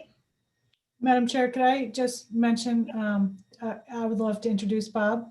I think everybody probably knows him. He is the founder of the Nantucket, I think that's correct, Bob, of the Nantucket Pond Coalition. We worked very closely with him on a number of pond issues. And including pond management, the health of ponds, various pond projects. As an aside, Bob was also instrumental in the donations for the extension of the Hummock Pond Road bike path. And we've worked with him very well since their inception. So he's got a really good report. There's a little bit of a video. It's awesome video. And thank you, Bob. We've been trying to get a little annual report from the Pond Coalition right around now. So here we go. Or sometimes it's in the spring. Thank you, Libby. Thank you for that. And thank you, Madam Chair. We're delighted to be part of the non-pandemic part of the agenda. And our presentation is actually very brief. I wanted to highlight a few of the things that we've been up to. As Libby mentioned, there's a couple of 1-minute videos because a picture's worth 1,000 words. And then I had 2 questions for the select board, and that's what prompted my appearance this evening as opposed to at some other meeting. So if that's okay, that's what we'll do. You know, there are 80 ponds on Nantucket. And when we first started in 2015, there was a lot of information coming to the select board about the water quality issues on Nantucket because of the, you know, people living near the water bodies, phosphorus and nitrogen and hypereutrophication and so on. But there wasn't a lot, at least I didn't hear a lot of discussion about solutions. So the Pond Coalition is very solution oriented on these things. And let me just mention a few things that we've done that I think are significant. One of the first was bringing in the aquatic harvester some time ago, where we went into Hummock Pond and took 23,000 pounds of excessive vegetation out of the pond in a 2-day period, which then went to Bartlett for fertilizer. And as an option for the town of Nantucket to keep its ponds healthy, we think the aquatic harvester is one option that we'd like to do more with. Another thing that Libby helped us with and Brian Turbot helped us with was applying for a 604B grant a couple years ago on the sources of phosphorus and nitrogen into 2 of the larger ponds. And we were very surprised, at least I was very surprised to learn that the bulk of the nutrients in the pond are already in the pond. It's not just a matter of watershed management, but they are sitting on the bottom of the pond after 4 centuries of human habitation. So that was really an instructive grant for us to really think about what to do moving forward. We've also conducted extensive reviews of this toxic blue-green algae that you read about in the paper and that the Land Council has done such a great job keeping an eye on and keeping the island informed. And there are options to use aluminum compounds that bind with the iron and eliminate the food for the algae. And we've looked at what that would take in each of the ponds and what to do about it. So that's on our table for something that we might move forward with. And then lastly, when the Natural Resource Department a couple of years ago did a series of meetings for open comment from the public on the ponds, we had a wet basement crowd from my comment that was sort of concerned, you know, with groundwater levels. And we were very happy to help renegotiate the federal permits to draw down Hummock and Myacomet Pond so that the town has some control over flood management, particularly in the Hummock area. We also bought water meters, which we've installed underground to show the groundwater level in the ponds and anticipate when it's too high and when the town should draw that down. So water quality wise, we've been very focused on solutions and have a number of solutions that I think could be very effective for the town of Nantucket. In terms of restoring the natural shorelines of the pond, which is a very important part of the ecology of the pond, we have over the years eliminated over 30 acres of invasive Phragmites. And let me, if I can share my screen briefly, which I think I can just go do.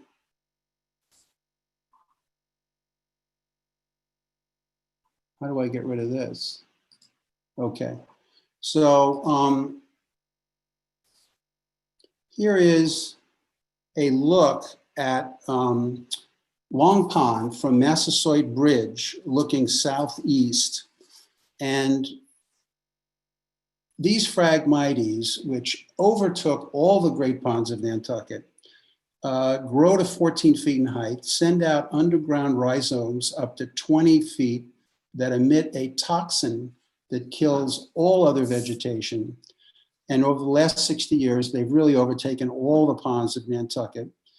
Not only have they precluded public access to the ponds, all public access to the ponds, but they've also, by eliminating the shallow area of the pond, which is where about 80% of the life of the pond takes place, they have disrupted the natural food chain of the pond and the natural life cycles in the pond. So this plant you're looking at in this slide is one plant, one Phragmite plant that's about 40 feet wide and over a mile long. Sorry, Bob, Yeah. your screen isn't sharing. It's not? No. Huh. Is it now? No. That's too bad. Do you want me to share? Yeah, could you? I can. Great, thank Just you. on at the beginning of your, Yeah, just go to the beginning. can you see Terrific. that? Yeah, that's fine. Okay. That's fine. So this is the plant that I'm talking about that was 30 feet wide and over a mile long. And can I advance, Erica, or do you need to? I will do it. Just let me know when you want. All right, let's go to the next one. And this is the way it looks today. So after 3 years of treatment, you see the shoreline is back to where it needs to be. The herons can fish, the cormorants can go back on the land, the turtles can sun, and so on. To accomplish this, we needed something called a Marshmaster, which is a machine that I think it would be good to take a minute and look at how that works. Eric, if we could go to the next slide and click play. This is the Marshmaster that we've used for the 30 acres. Keith, I know we've got the Marshmaster with us today. How long do you think this job will take? Well, the Marshmaster really increases productivity of this kind of work. Can probably do upwards of 10 to 15 acres a day. So this project will probably take us only a few hours. Once you've sprayed the plants and the herbicide goes down the phlegm into the roots and kills the plants, what happens next? Yeah, so the next step of the process would be to return probably in mid to late November, really once the plants would have naturally senesced anyways after the first frost, and then actually cut the dead stalks down and mulch them and leave that material in place really to help expedite the natural recolonization of native plants. Hi, I'm Colin. As Keith indicated, we're here about a month later to cut the dead Phragmite stalks. We'll be using a Marshmaster with a hydraulic blade cutter, along with several crew members to cut the edges of the Phragmites. This will help with the recolonization of the native plant population. Thank you, Colin. Erica, let's go to the next. So we started in Long Pond. This is a map of Long Pond. You can see under the circles. 2015 was our pilot project where we proved to ourselves and to CONCOM that this was a safe and effective method for mass eradication of invasive species. The following year, 2016, the circle on your left, we did White Goose Cove, the western shore of White Goose Cove, 9 acres. The following year, working with Jocelyn Duffy and Mark Fagan out in Long Pond, we did the western shore north of Massasoit Bridge. And then the year after that, Land Bank did the eastern shore north of Massasoit Bridge. And then the town did the 2 circles on the right, which were 20 acres of town of Nantucket land on Long Pond. So the only areas left to be treated on Long Pond are Linda Loring, where we are in discussion with Sarah Boys up there, and Nantucket Conservation Foundation, which my understanding is will take care of that southwestern part down on the bottom of Long Pond next year. So this is a pond that's been invaded for the last 65 years, which now is back to its natural shorelines and has gone a long way to restoring that pond to the way it should be. Erica, let's go to the next one. This is Hummock Pond, if you can recognize it. And in 2018, the residents on the southeastern shore of that pond treated that area up to what we call the Narrows, the narrow part of the pond up in the northern part. And then the following year, the land bank worked with us to treat the eastern side of the Gardner property. So that public property now will have access to the Narrows, and hikers and visitors and dog walkers there can stop and fish for white perch and golden perch and pickerel. There's also some big striped bass up there. And being on the Narrows and seeing the ducks and the geese and the cormorants, and it's just a wonderful part of Nantucket and a very important part of our heritage. And we're thrilled to help bring that back to play. The next slide, Erica, is the final pond in today's presentation, which was my Comet Pond, which had 35 so-called pilot patches of Phragmites. And in a 2-day period, we were able to eradicate those and get that pond back to its natural state. Erica, let's go to the next, which I think is a video of Hummock Pond. If I remember, the upper part is before we started, the lower part is after we were finished treating. So these plants extended 30, 40, 50 feet into the pond, completely precluded access to the pond. And the lower is the very same, see the little chimney coming up? Very same coastline, back to the way this pond was when the Wampanoag Indians were here. And the ability for the minnows to swim in the warm water and the medium fish to eat the minnows and the big fish eat the little fish. It's a very, very important part of restoring these ponds. And we're thrilled to have been able to really pretty much eradicate Phragmites throughout the great ponds of Nantucket over the last 3 or 4 years. And our final project that's in our mind, Erica, if we can jump again, is a very visible area, which is Consu Springs. And here we see a map of Consu Springs with the bike path running through it, as you see, and Orange Street curving around to the right and into town. This is one of the most heavily invaded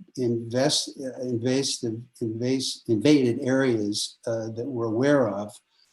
And we're planning with the land bank to go after this next fall, because you really want to spray the plants when they're at their apex, which is in late September. The next slide sort of shows what Consu Springs looks like. If we can slip to that one, Erica.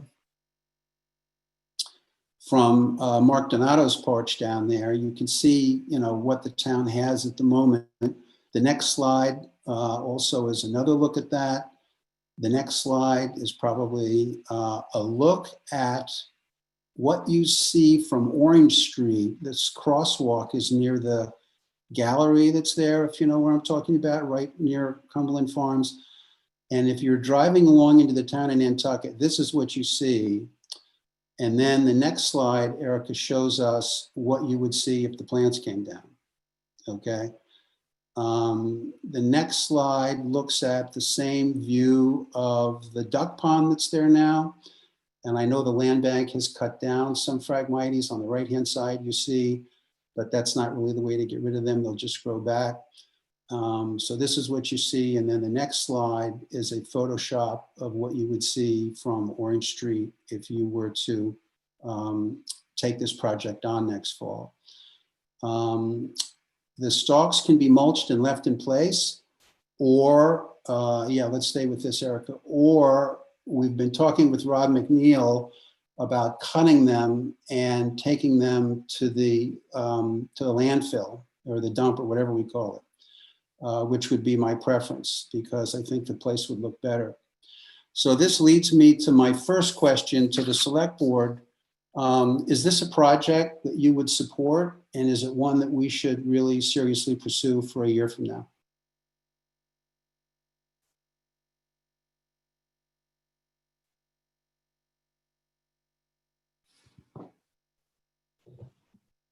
Is there Any comment? any questions, Melissa? Thank you so much, Madam Chair. No, I don't have any questions per se. Bob, thank you so much for your dedication and your work on this. As someone who grew up on Nantucket, it's wonderful to see the health and vitality of our ponds coming back to life. And so I'm not sure what's in the ask to support the project, if there's a financial commitment or a support commitment, but I do think that this work is really important.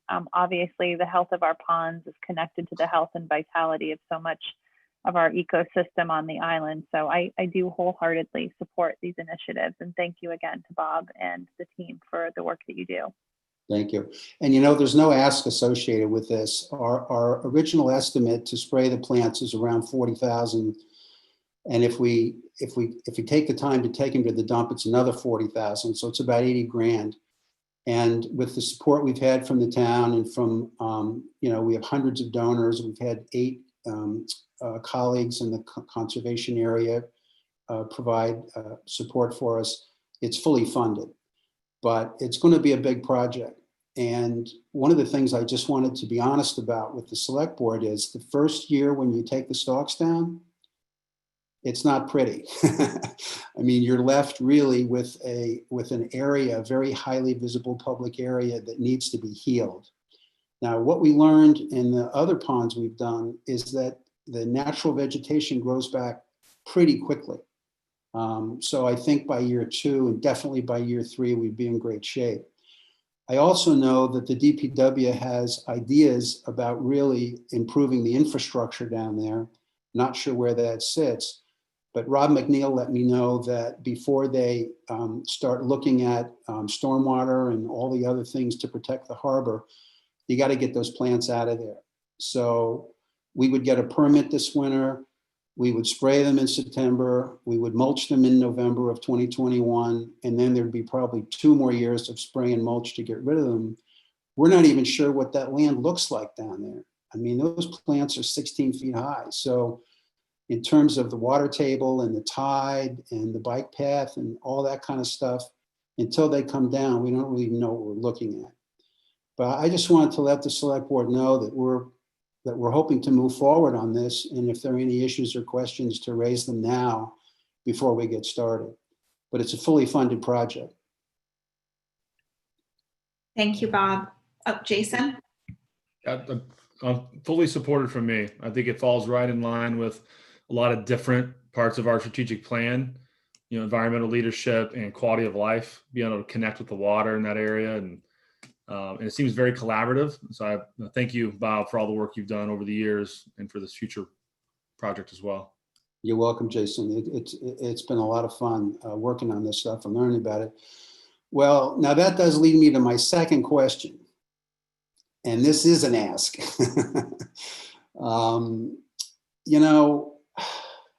Talking about the health of the ponds, you can harvest the excess vegetation every year. What you're really doing is pruning the seeded plants that are heteroeutrophic in the ponds.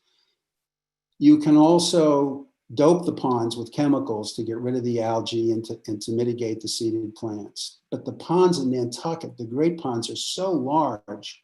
I mean, Hummock is 150 acres. You're talking thousands of gallons of chemicals going in the pond. I can't see it. It just doesn't feel like Nantucket to me.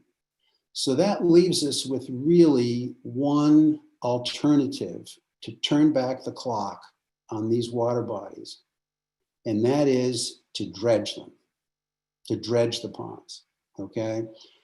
And what we're thinking about, and this is really what I want to just get a feeling from the select board, if we took Maya Comet, which is the smallest pond, it's only 42 acres, and we've studied how much silt there is, how deep it is, how many acres there are.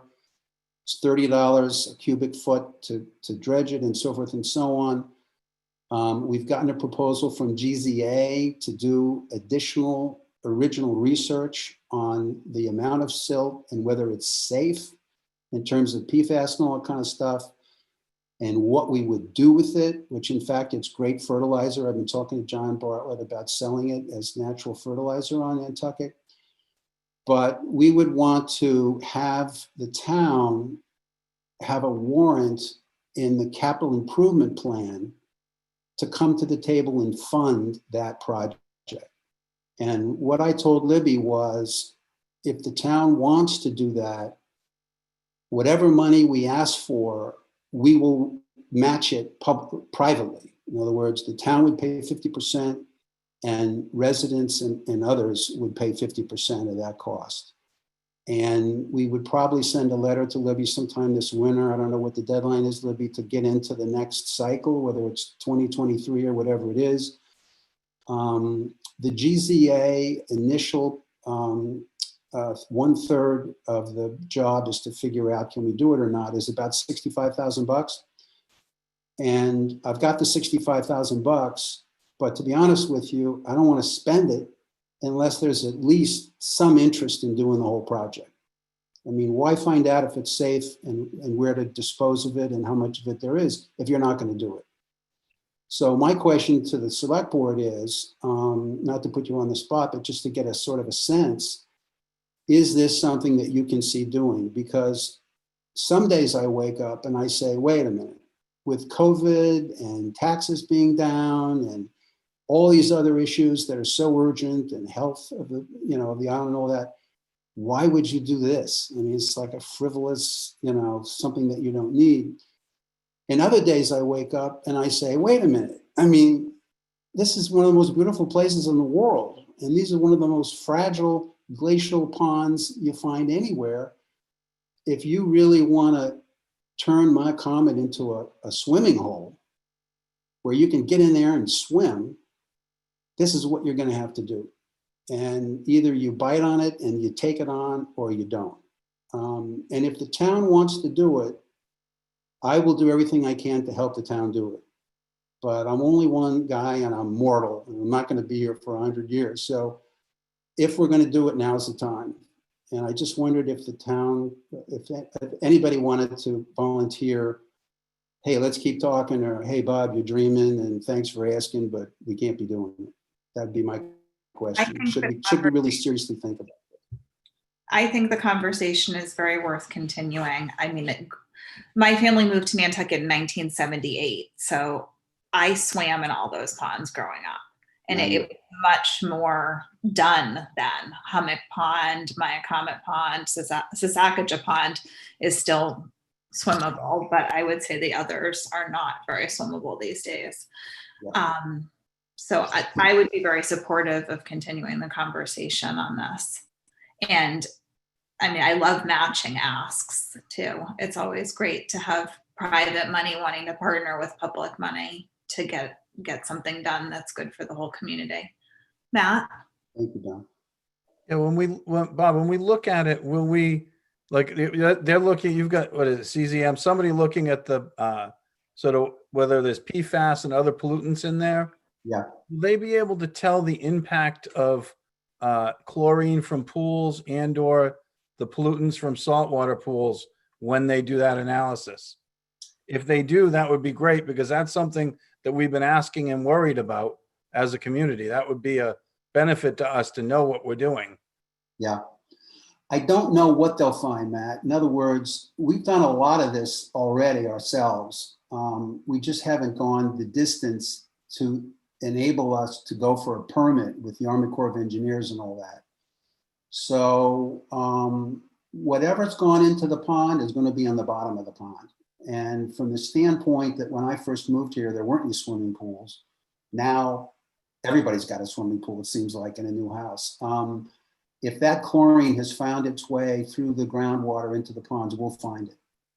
And I think, we have 3 proposals from 3 different companies. And I only mentioned GZA because they're already working with Rob McNeil on the Consu stuff. And, the town's worked with them before and they're pretty good at what they do. So I don't know if they'd win our contract because we'd have to get a good bidding war going on that thing. But a third of it is to see how much of it there is and is it safe. The second third, which is probably another $75,000 or $100,000, is doing it, designing it. In other words, taking the samples to get the permit from the Army Corps and so on. And I'm assuming Concom's on board with this. I didn't mention them, but obviously they're the first place we have to go to. And then the final third of it is actually doing it. You know what I mean? Getting in there. I have talked a lot informally with the land bank because it would be on their land that we would de-water the silt. In other words, you take it and you put it in a big bin, Matt, and then you let the water get out of it. And it doesn't turn out to be that much soil, really. It just turns out to be so nutritious that what it's done is ruin the water. But if you put it on your garden, it's one of the best things you can do because, you know, I'd love to have garden fertilizer that we got from our own ponds rather than buying it from the mainland and adding more phosphorus to the soil.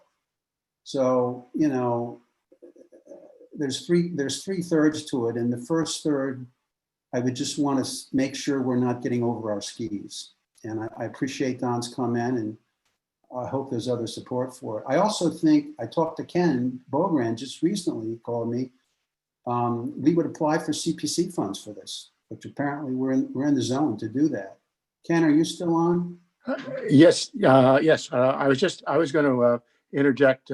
First of all, I met you about 5 or 6 years ago, and one of the best investments in our environment that we made was the initial money that we gave you to start the work on the Phragmites on one of the first ponds, because in fact that $25,000 went a long way proving what you guys could do.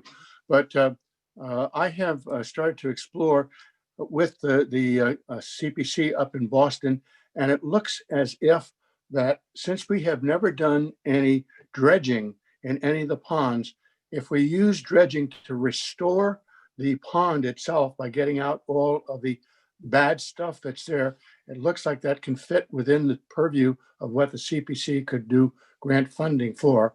And so it would fit with one of the 3 areas of open space that we would are required to be able to move money to or award money to.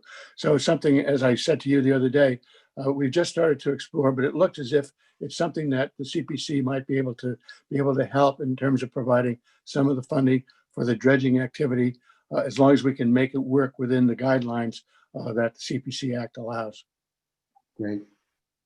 You know, I should add, with all of the moral support, and I don't want to give you a number because until GZA gives me a number, I don't want to submit it, but here's a number I'm working with informally, if I may, just because we might as well get real. We've taken the time to really talk about this, and there seemed to be some interest. I think we have 38 acres of silt. I think it's 2 feet deep. I know it's 2 feet deep. So that's 76 acres of sediment, okay? There's 1,613 cubic yards per acre foot, all right? So that means we have 122,588 cubic yards of sediment in my Comet Pond, okay? And if we can get rid of it on island instead of barging it off island, it's about $30 a cubic yard removed, okay? 3.6 million is the number. Informal number. I'm just saying we're talking about a couple of $1 million from the town type of number. Now, maybe that number comes down to 2 million and we only need $1 million from the town and $1 million elsewhere. But I'm confident if the town comes to the table and maybe Libby, we talk about a cap, you know, hey, look, we're comfortable up to this number and then we think it's too much. I'd give Neil Patterson a call at the land bank. I'd give Ken Bogran the call at CPC. I got some people in my Comet that are up to 7 digits with me, and their mind said, don't write the check. I just want to see if you're still there. And those are the kind of numbers we're talking about. So if that dims enthusiasm, I wanted to be honest with you, but we'd like to look into this. I'd like to spend this $60,000 next spring. And I guess what I'm saying is, without making a commitment for millions of dollars, not really knowing what we're talking about, if I have moral support from the select board, then I'd spend that money and we get ourselves to the point where we could have this conversation again this time next year and really talk seriously about funding the project. Bob, I'm seeing support from the board members. I believe everyone's nodding and giving thumbs up and so forth. So I think you've got your answer there, and I really appreciate you being here tonight. We got to move on to a couple more things on the agenda, but that was really great, and the visuals are really great. So let's continue. Thank you all. Thank you all. And thank you, Libby. Libby's been terrific, by the way. Thanks, Bob. You have, Bob. Thank you. Yeah, my pleasure. So the real estate items are off. So we will move on to the town manager's report. Thank you. So the first item on here is a review of some recent stakeholder meetings we had in connection with Our Island Home long-term planning. Just a quick brief history of, again, most recently of long-term planning for Our Island Home. Several months after the defeat of appropriations for a new facility and a property acquisition at the 2017 annual town meeting for a new facility at a different location, the board asked town administration to determine what it would take to construct a new or renovate the current facility at the current site. In early 2019, a firm with expertise in long-term care facility design, LWDA, was engaged to conduct a feasibility study. Some of you attended a charrette that we had with them, along with some other stakeholders. This study was conducted in conjunction with CLA, Clifton Larson Allen, a separate firm, to conduct a financial and operational cost analysis. A final report was issued and presented to the board about a year ago, in September of 2019. The conceptual cost of construction for two different options were in the $40 to $50 million range. That some of those numbers included construction, some did not. The project was not put forward for the 2020 annual town meeting. Rather, it was determined to focus on the need for an override for Our Island Home to secure a dedicated funding source for its operations going forward.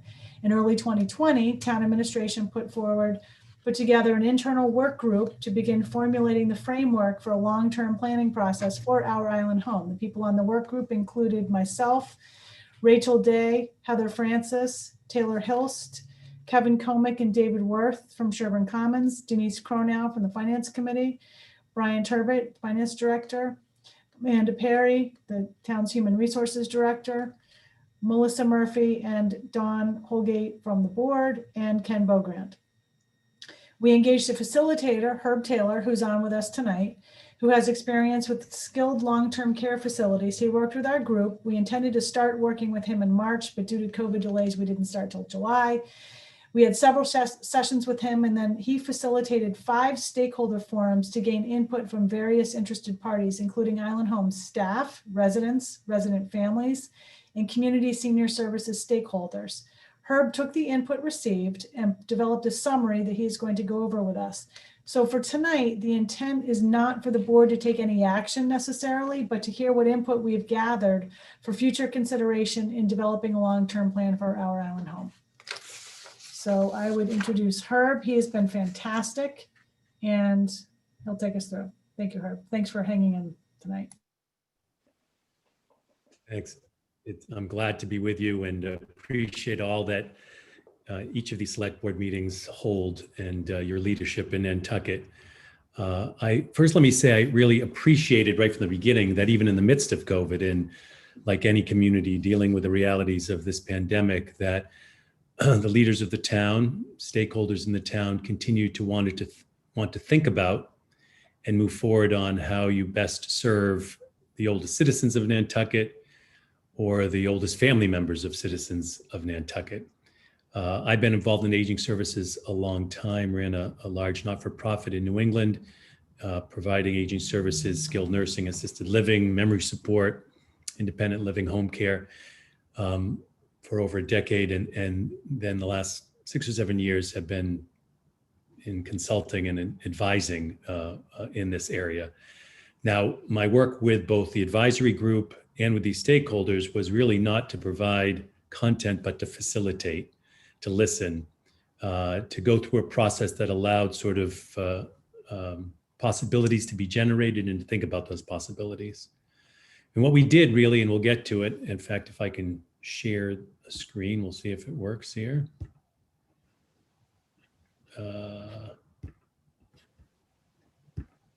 is that up? Can folks see that? Yes. Yes. All right.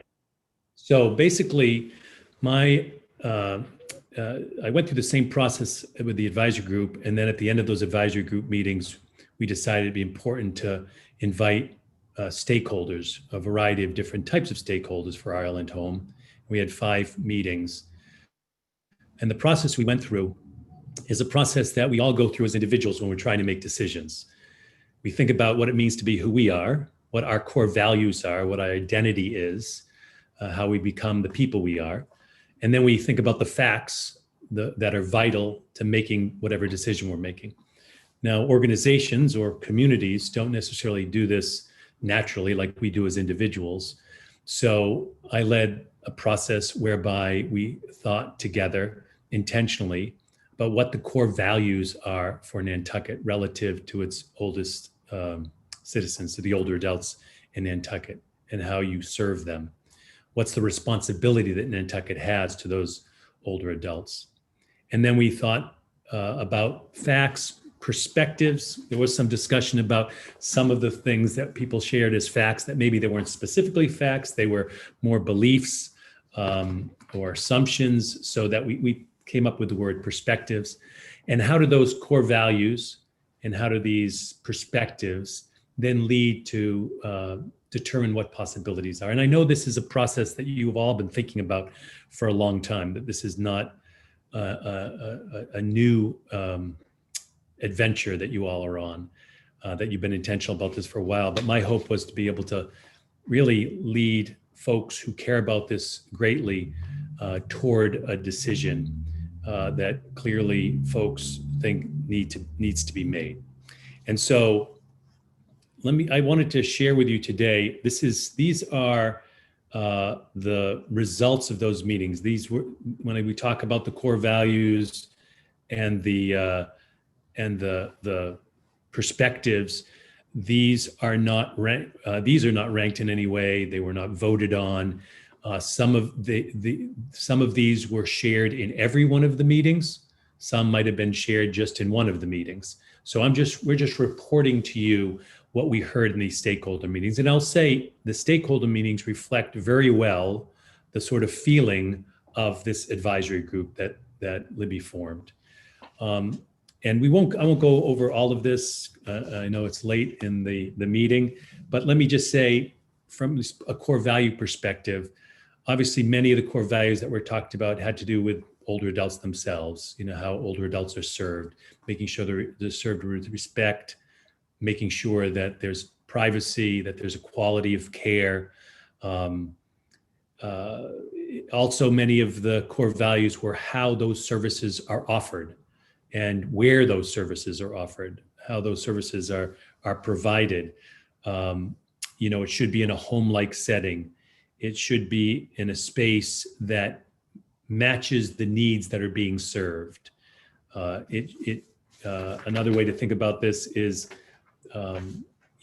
that it's a continuum of care that people need. People want to age in place, and therefore these multiple service options need to be targeted to the individual needs that are being met.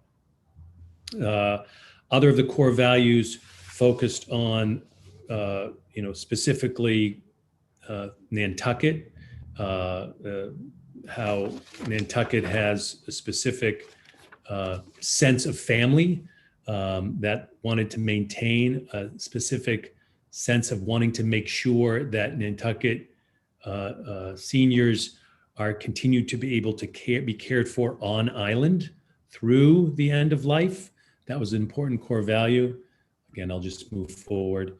And that there was obviously a level of quality of care that was going to be offered, these core values. So you in your packet, there's all this information in your packets, from what I understand, as well as who were at each of these stakeholder meetings. So that appears in the packet. I think the public can gain access to that as well.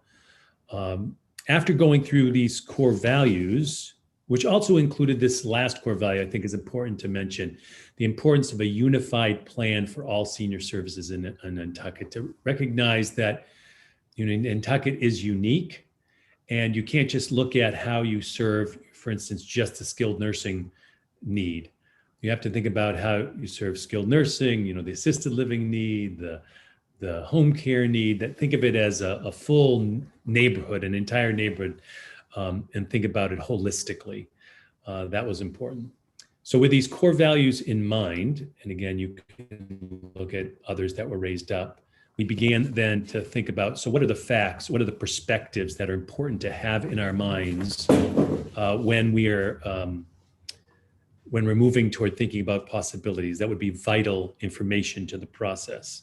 And again, to sort of summarize the, many of these perspectives had to do specifically with what is happening now at our Island Home. It was clear that people saw our Island Home as sort of a catch-all for older adults with a variety of needs. It was built for serving specifically the needs of skilled nursing residents, but it was also acknowledged that folks were there for mental health needs. Folks were there because there weren't other options for older adults to be provided sort of affordable housing with some sort of oversight services. And so our Island Home was presently being sort of a catch-all for all sorts of different needs. Some of the other perspectives that came out were clearly specifically about the building itself, where our Island Home is right now, that the building itself was challenged in ways. There wasn't enough space that could provide for some of the core values that were mentioned, like privacy.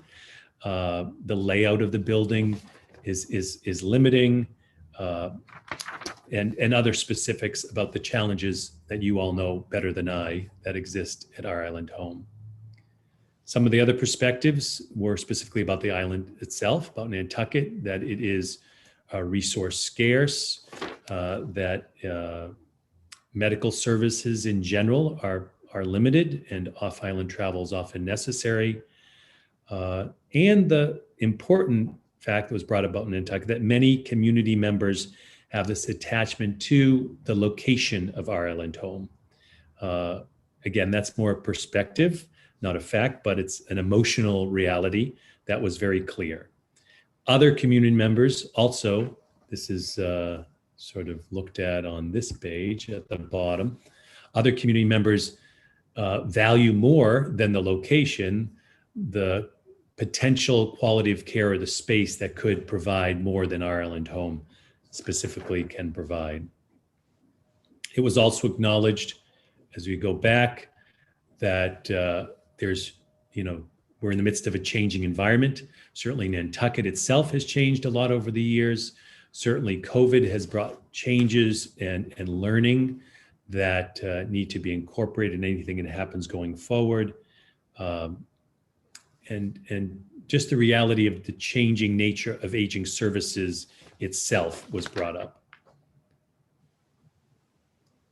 Then, so again, I'm not going to go over all the different perspectives, but you can read them. Again, they're in your packet. We sort of used those core values that were developed in addition to the perspectives that were discussed.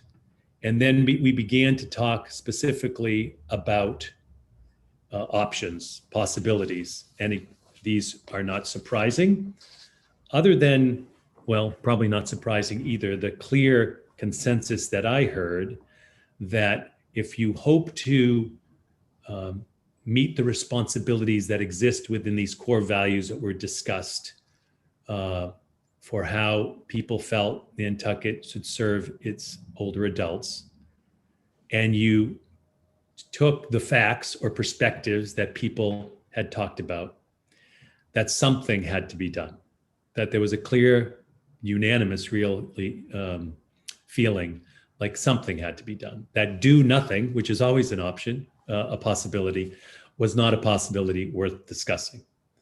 And to be straightforward, after some conversation, as you see on the right here, renovating our island home had too many real weaknesses.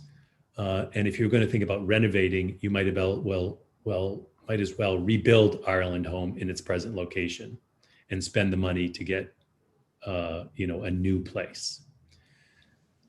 The other three options that were discussed, again, not a surprise, was build a new our island home in the current location,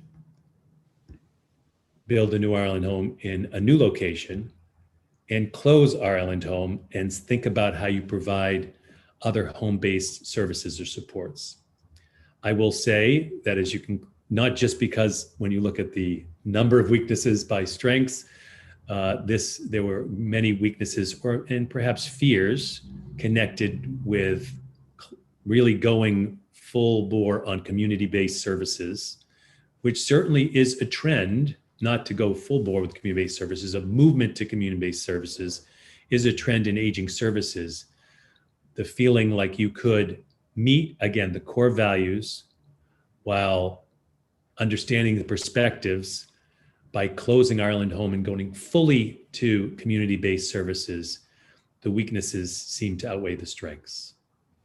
So we were left with, I think people were left with, not only the advisory group, but I would say every stakeholder group, with the two options of building our island home in a new location or building a new island home on its present location. Building it on its present location, straightforwardly, the strength that we heard the most was the feeling of continuity, the feeling and the emotional connection to the view. And not only the emotional connection, what it meant to residents, family members, and others. Now, there was disagreement about this by some stakeholders about whether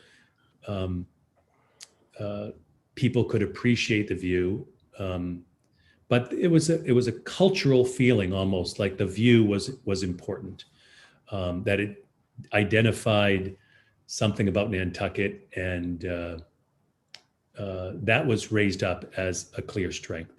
Because the reality of the weaknesses, and I don't want to minimize that strength either. That was a passionate felt strength. That was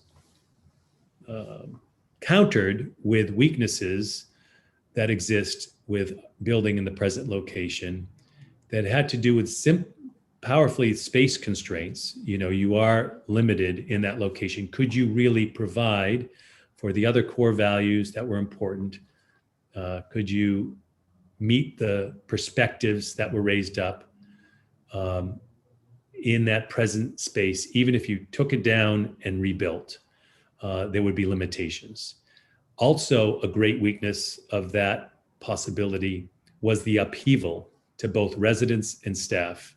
There'd be a significant period of time for both residents and staff that, especially if it wasn't done in phases, if it was done all at once. And I've been involved in projects that were done all at once and done in phases. There's blessings and curses involved in both, but the reality of taking the whole thing down and building it is quicker than being done in phases. You sort of pull the Band-Aid off and get it done. But either way, whether it's done in phases or done all at once, the upheaval to residents who need those services today, not 2 years from now, and staff who would, even in phases, you'd need potentially less staff that would be disrupted, are important. The other reality is the cost would you already know. I've got at least one set of numbers on the cost of rebuilding our island home in its current location. So the weaknesses, in summary: an increased cost, a constrained or limited possibility of services to meet the needs that would be more holistic in nature, and the disruption were the big weaknesses that were raised up. Counter to that, obviously, sort of the other side of the coin, is rebuilding in a new location. The strengths are obviously, greater flexibility, more potential for space, more opportunity to build specifically to meet the needs in a variety of areas, not just, one size. The potential to provide for aging services models that are being offered today, like this small house model, which is basically a less institutional skilled nursing environment with universal sort of workers. The potential for synergies or shared services, depending on where this was built. The potential for the existing Ireland home being open for uses like a senior center, which, as people brought up, would be able to provide for all older adults, to provide that location to all older adults of Nantucket, and not just those who need to, who have physical needs that lead them to our Ireland home. Obviously, no disruption to residents and staff because you build someplace else. Ireland home continues in the present location, and then you move people, residents and staff to the new location.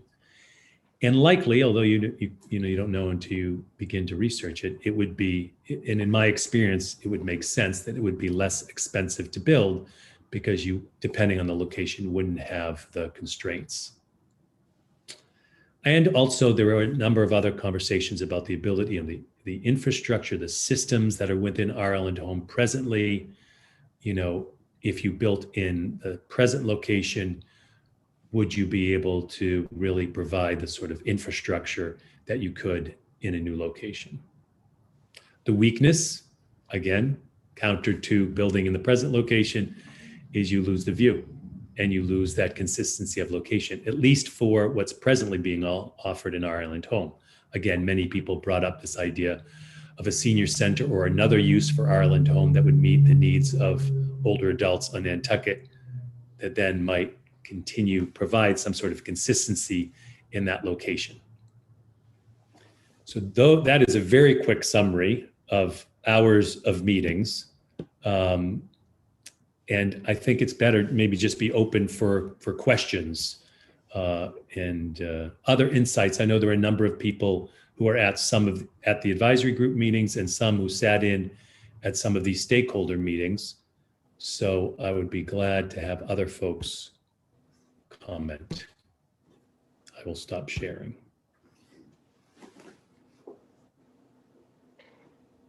I feel like I raced through that, but hopefully you get again, probably not a lot of surprises, but questions or comments.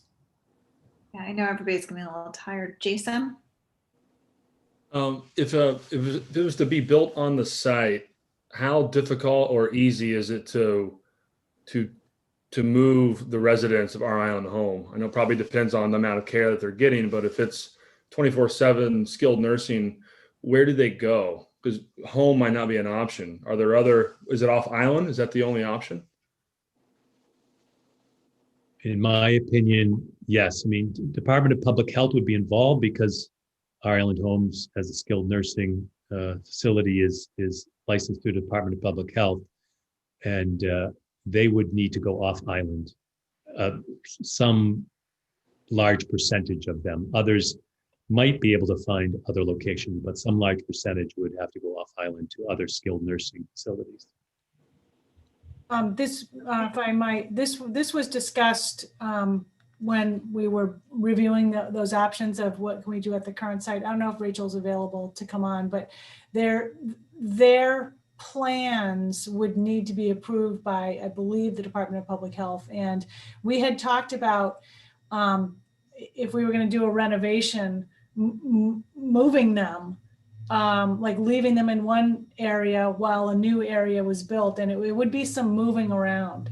But they may or may not have to move off island. There might be a decrease in the census for a period of time. I don't remember all the details of that, Rachel. You probably can speak to it much better than I can.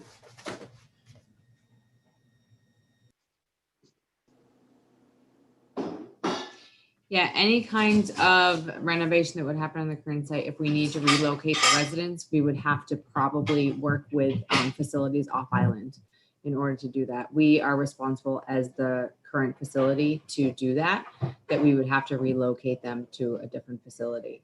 We did have with LWDA, we did phase plans so that we were able to try to find some way on the current site to keep residents where they currently are with the least disruption. But it's very complicated and it's probably too challenging to truly figure that out. But anything that we would opt to do would have to be approved through the Department of Public Health. The same thing with our building layout, it would have to be the same thing. I did meet with the resident, the family council earlier today, and they had asked about certain layouts and certain concepts of the building as well.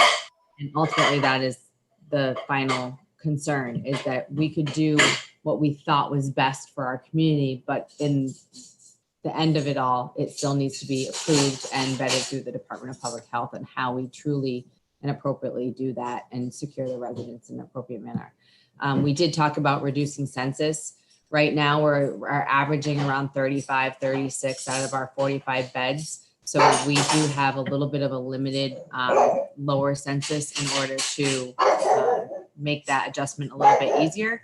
But we would still need to probably be responsible for relocating multiple residents.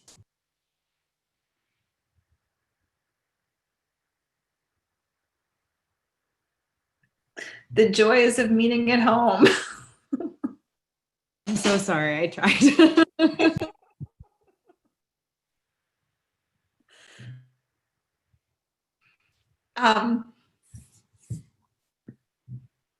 I know this is a lot of information to take in. Melissa and I were in on a lot of it already.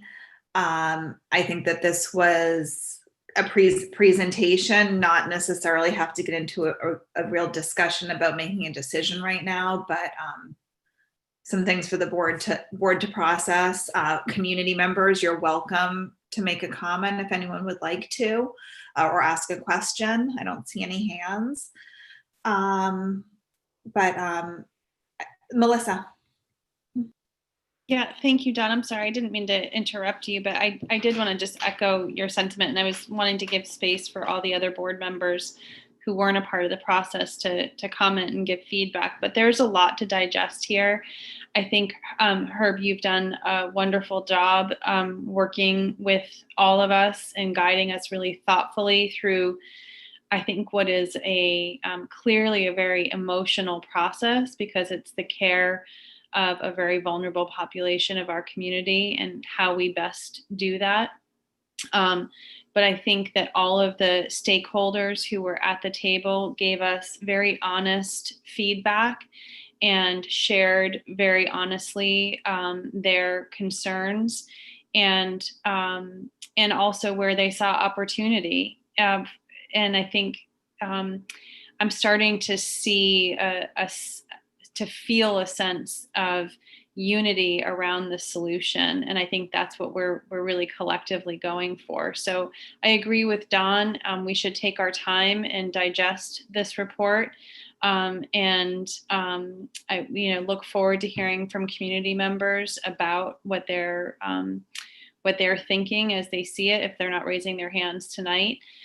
This is one of the most important decisions we'll make as a board and as a community. And I'm really grateful for this very thoughtful next step that you've helped guide us through, Herb.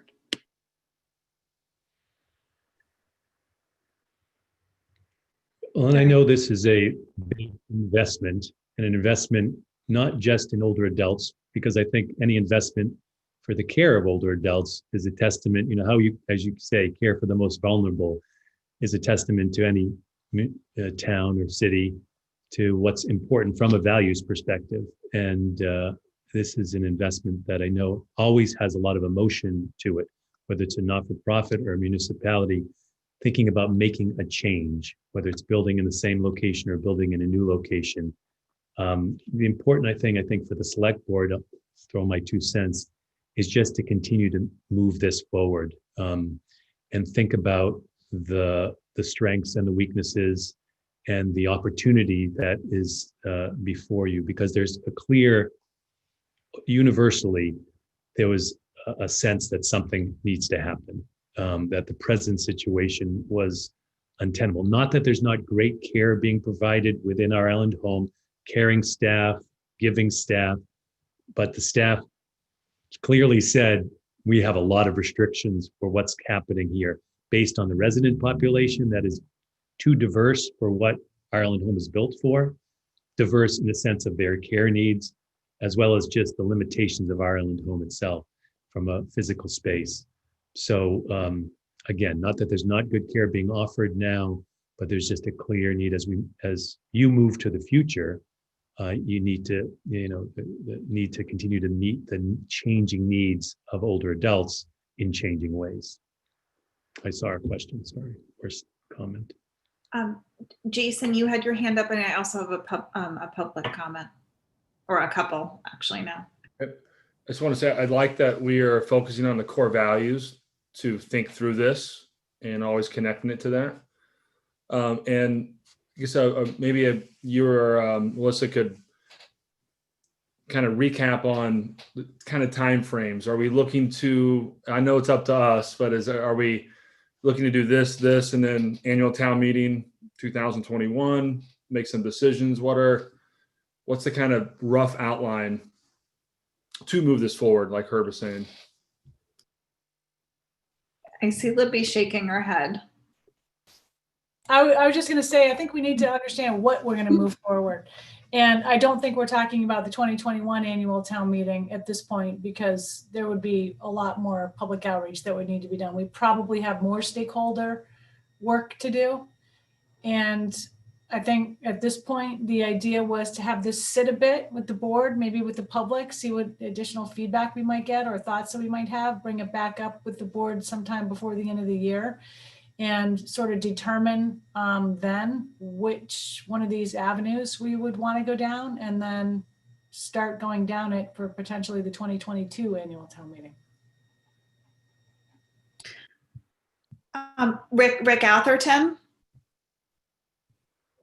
from the beginning, being on the board, we were talking about this. Dawn, I clicked unmute. Am I unmuted? Yes, Rick, I can hear you. Yeah, no, well, you're right on, Dawn. This is a little deja vu. And I'd like to remember a former board member, Jim Kelly, who I had high respect for and had a lot of experience in this business. And Jim was the board member, I think he was the chair at the time, who had the fortitude to bring forward a revote to support moving our island home to the Sherburne Commons location. It didn't pass. A number of people objected, and that may happen again. But I would just sort of share with people that this discussion seems to me to be heading in the same direction.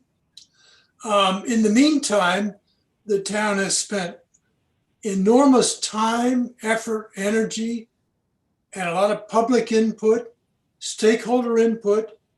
I think the implication of this discussion is that a move to Sherburne Commons is the right choice. And I think the sooner the board moves in that direction, the more we'll save money and get the right result. Thank you. Rick, thank you for that input. I mean, I'd just like to make one comment on that is over the course of all of the meetings that we had in regard to the senior center, and then during the stakeholder meetings and some feedback from current family members of residents, there's definitely a little bit of a growing consensus that there is more support for the potential of building a new facility in a different location. And I think that we're looking to see if the broader community does feel that way, and bring this discussion back to the table. Mary Longacre.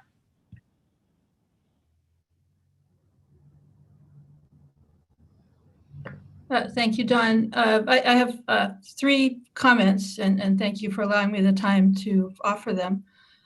The first is that I think it's very important that people who especially may have spent their entire life here still have a sense of place, still know that they are on Nantucket and not in an anonymous setting in a piney woods somewhere. I'm not going to point specifically at one solution or another, but I just want to make sure that that idea of continuity of their community and their environment is maintained, and it's not sort of an institutional setting. That's one point. The second one is that if people who require skilled nursing care need to leave the island for construction, I wonder, do we lose all those jobs, all of those people who are taking care of them, all of the people who have the continuity of the relationship? Do they have to leave the island because there's no longer a job for them? And if they do, will they come back? I want to make sure that the jobs of the people who staff the island home are also part of the conversation. And then the third point, and this is a question, I didn't hear anything tonight about outsourcing the operations of the island home to a third-party firm. And I hope that that is off the table. I think it's very important that we as a town continue to be involved, continue to have local control so that we have a say in how the decisions that affect the people who cannot make decisions for themselves anymore are made. I think that's just vitally important. So if you can provide any more information about whether that option of outsourcing is still under consideration, I would appreciate it. Thank you.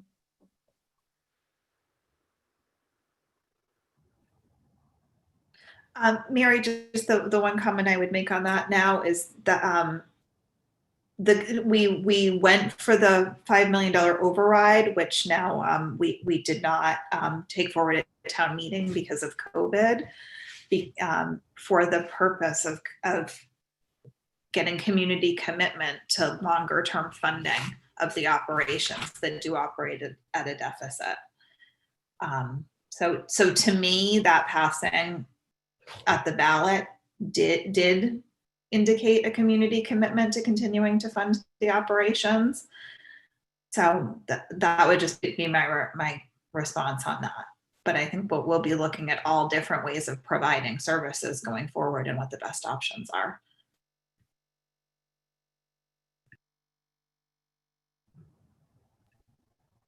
Is there anybody else? Any other board member comments on?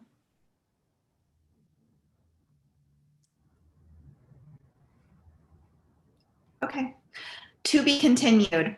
You've been fantastic. Thank you so much, and thank you for patience to get to this agenda item. I think Matt had a quick comment. Oh, sorry, Matt. Did I miss you? It's all right, Don. I'm trying to hold my tongue, but 50 million is going to be a tough ask. I worry about our ability, our operational ability to run this, especially as getting employees is harder. We see the budget now, and we see how many, visiting nurses, et cetera, have to come in.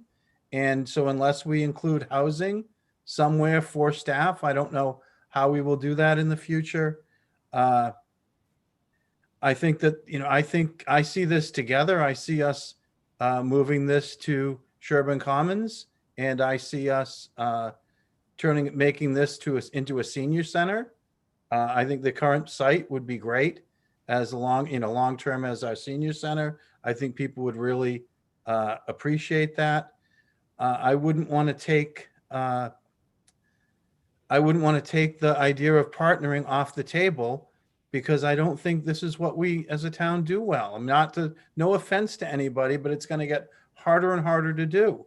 Maintaining the building, keeping the staff, all the stuff that has to be done. I'm just not sure that we have that bandwidth for the next 50 years, next 80 years.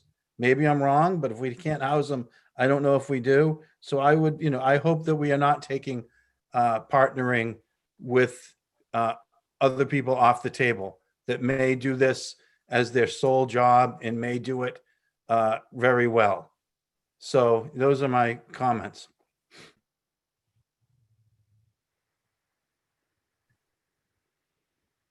Are there any other comments?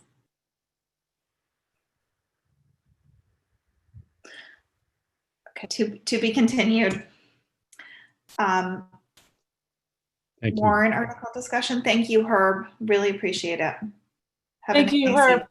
I have another assignment Thank for you about something totally different. We'll talk later. I look forward to it. Take care.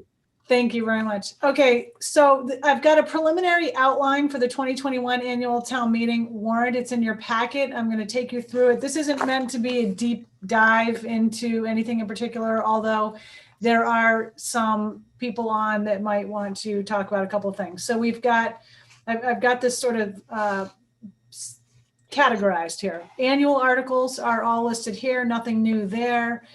And then other selectmen sponsored, select board, I should change that, sponsored articles are listed here. So a couple things of note. There are 6 articles right at the beginning there that are asterisked that were carried over from the June 25th, 2020 annual town meeting. As we just mentioned, the Island Home Override article, several items that were in Article 10 that were subject to a capital exclusion, I believe.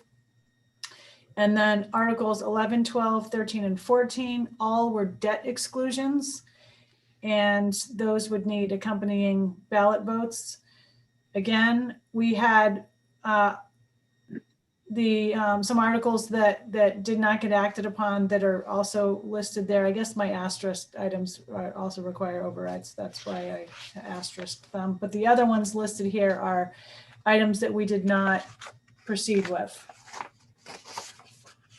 at the annual town meeting. And some of those were citizen articles that involved funding.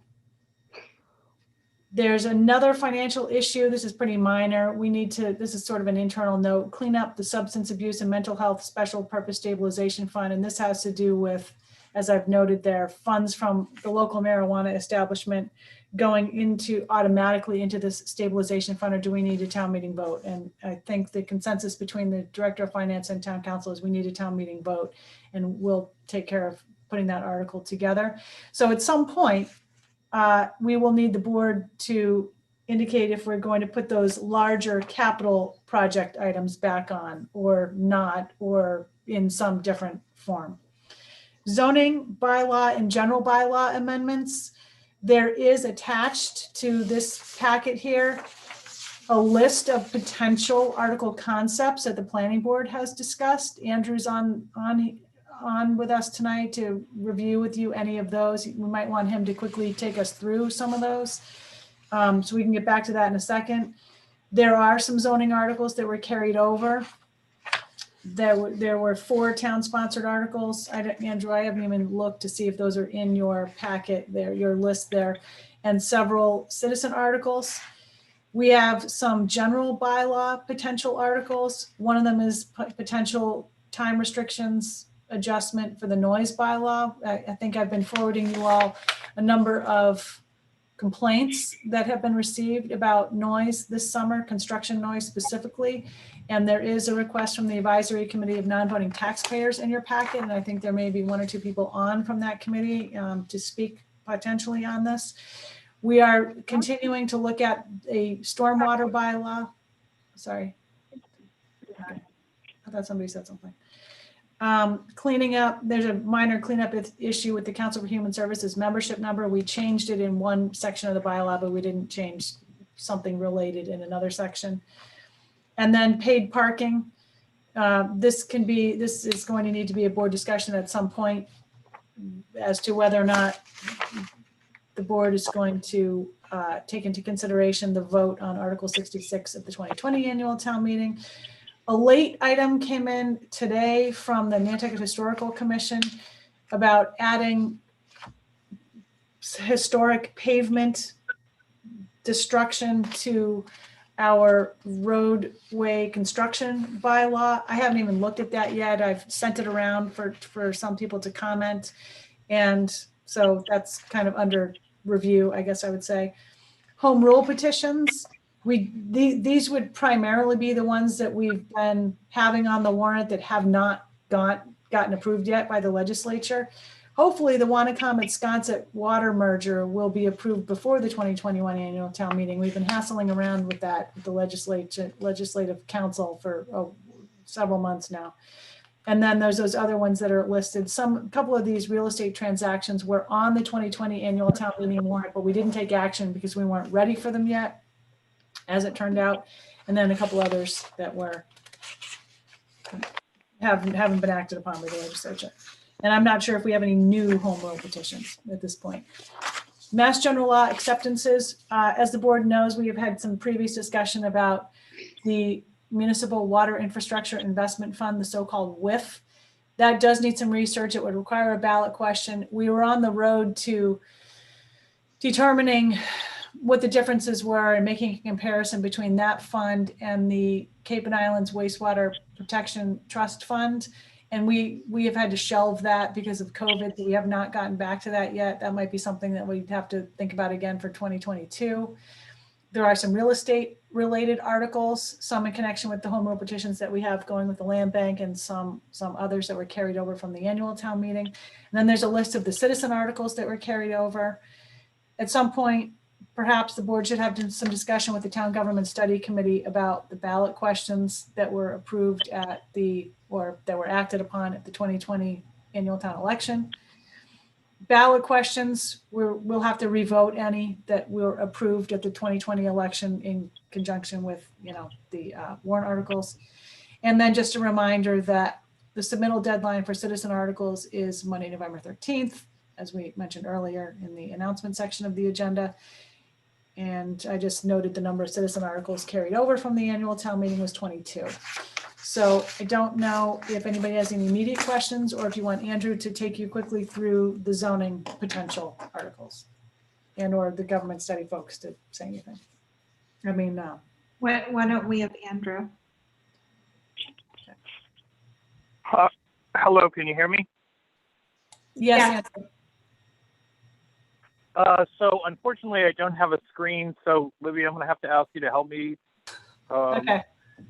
with a list. It's good.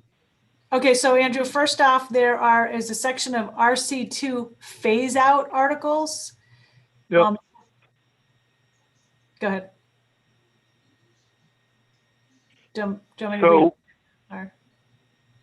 So those articles we've been doing, those are basically changing residential commercial to either the residential or the commercial equivalent.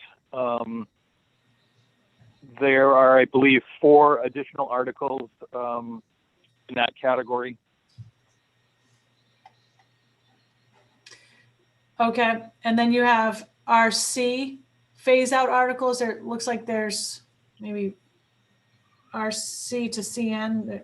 I guess that might be one article. One additional article and one carried over from last year, right? There is one carried over to last year. It looks like that there's only one.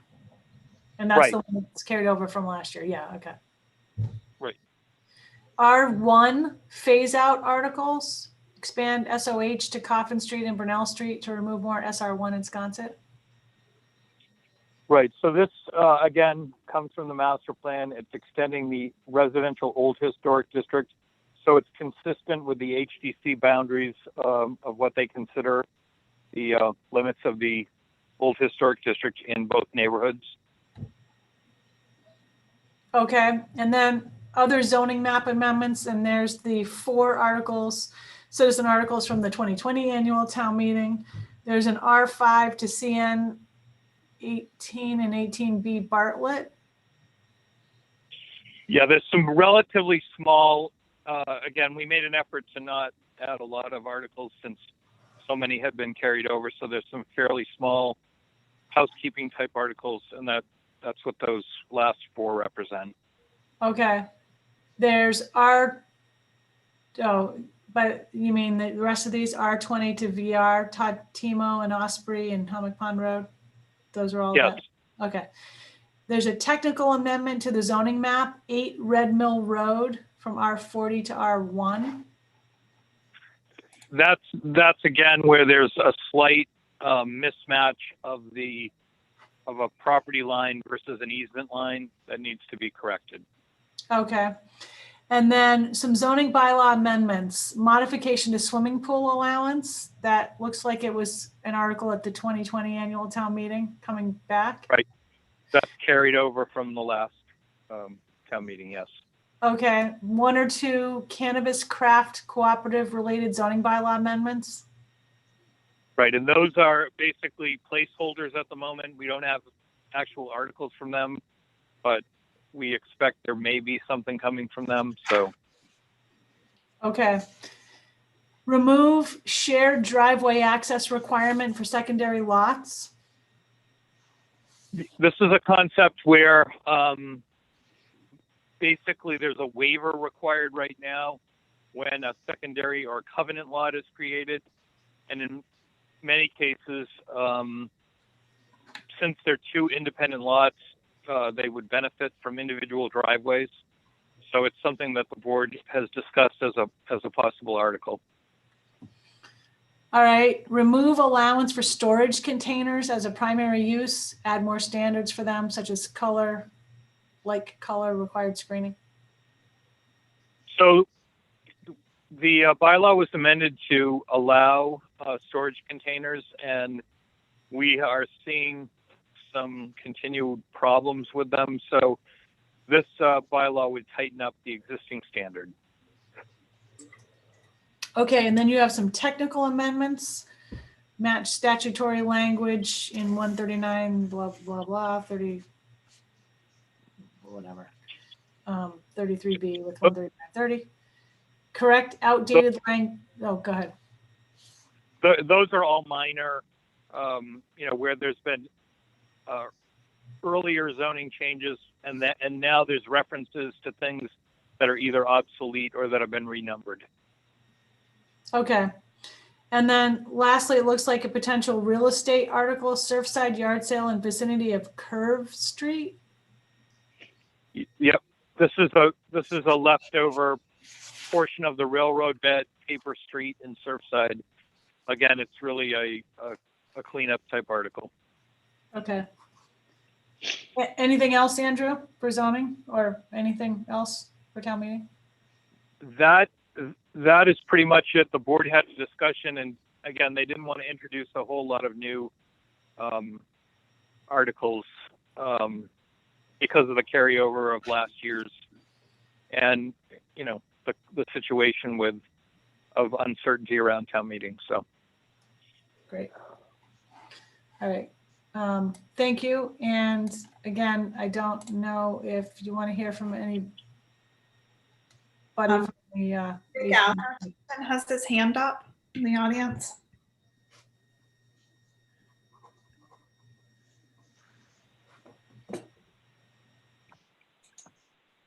Dawn, can you hear me?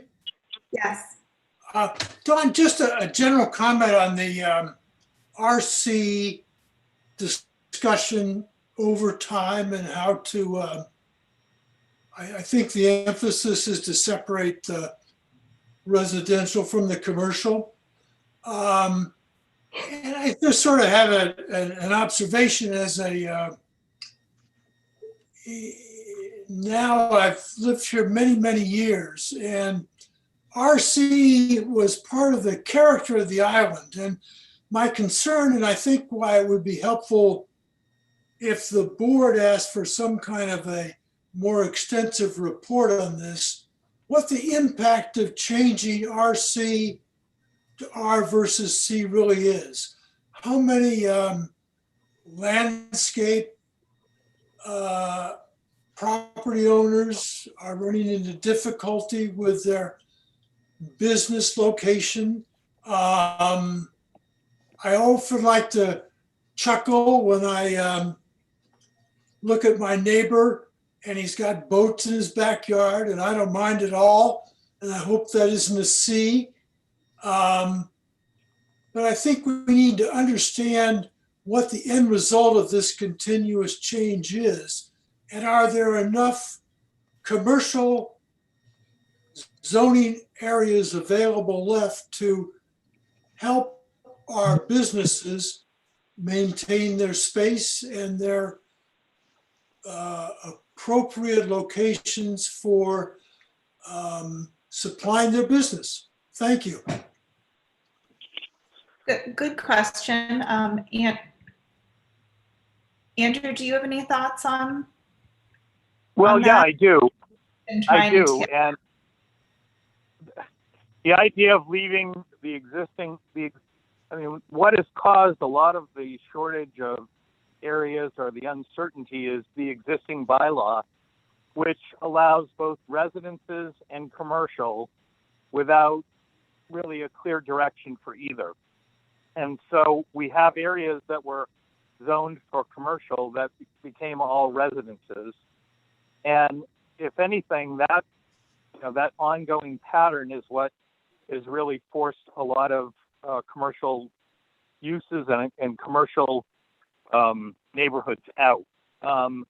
We have adopted specific tailored bylaws for ongoing commercial use, commercial neighborhood, commercial trade, entrepreneur, and craft. And, the validation behind all of that is spelled out in the master plan. And we're really nearing the sort of end of that. It's important to remember that all of our districts are mixed use to a certain extent. The residential districts, though, the R districts, prioritize residences, and the commercial districts prioritize commercial. And for those of you who have had the joy of participating in planning board meetings, you know that where the biggest conflicts is arguing back and forth about a neighborhood that is residential commercial. What is it? Of course, the people who have homes say this is a residential district. Why are you allowing commercial? And a commercial owner is saying it's a commercial district and these residences shouldn't be here. So our bylaw, from 1972 really was a compromise. And I think that our work separating out and getting clarity has been really more helpful than less. And if there needs to be more commercial areas, we're certainly open to hearing where those might be. I think Rick may have a follow-up.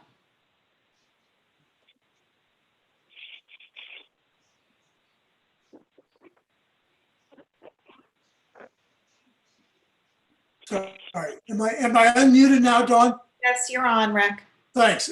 Andrew, please understand, I'm not sort of being critical about this. I'm trying to think through what it means to the change in the character of our whole island. And I'm alert that the area out what we used to call Bunker Road was going to be small landscaper lots, but has been taken over by larger corporate interests. And those lots are really no longer available to small landscapers or builders.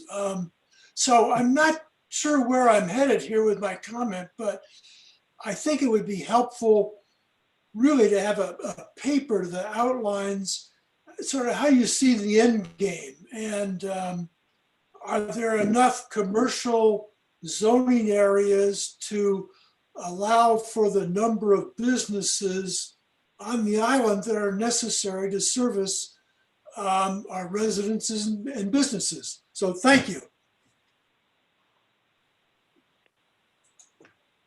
Thank you. While we're still on zoning, I just wanted to mention quickly that that we may need to think about a zoning change in relation to Harbor Place, and if we can sort out an MOU with the property owners. So I just wanted to raise that as we're thinking about this spring's town meeting.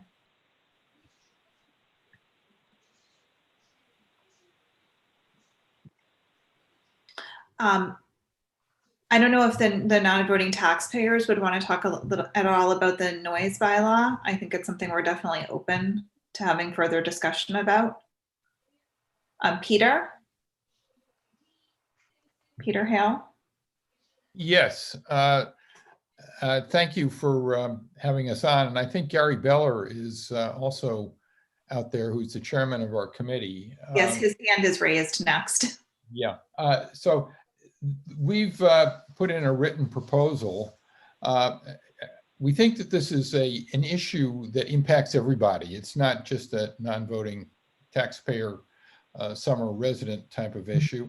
The island, as we all know, kind of is getting smaller and smaller because it's becoming denser and denser, which means that even with the zoning restrictions, houses are closer and closer together, and more of them are being built and renovated. And so our proposal is in two sections. One, we are suggesting that there ought to be a change to section 101-2 of the bylaws, subsection C, that governs construction noise. And I noticed that there seems to be a history in this section where it's been amended for time in and time again. So it must be a lingering, continuing problem that needs review from time to time. And we thought it would be best to just make a specific suggestion that might be considered, and that is to limit the hours during which construction noise can take place from what is currently, I think, something like 12 and a half to 13 hours a day to less. And it's very clear what we're proposing, which is in residential neighborhoods that construction during the high season be from 9 to 5, Monday through Friday, and half day on Saturday rather than a full day, and no construction noise on Sundays and holidays. And that was sort of kind of, we throw that into the hopper, something for consideration. We know that the noise is a balancing issue, but we think that this is a reasonable approach.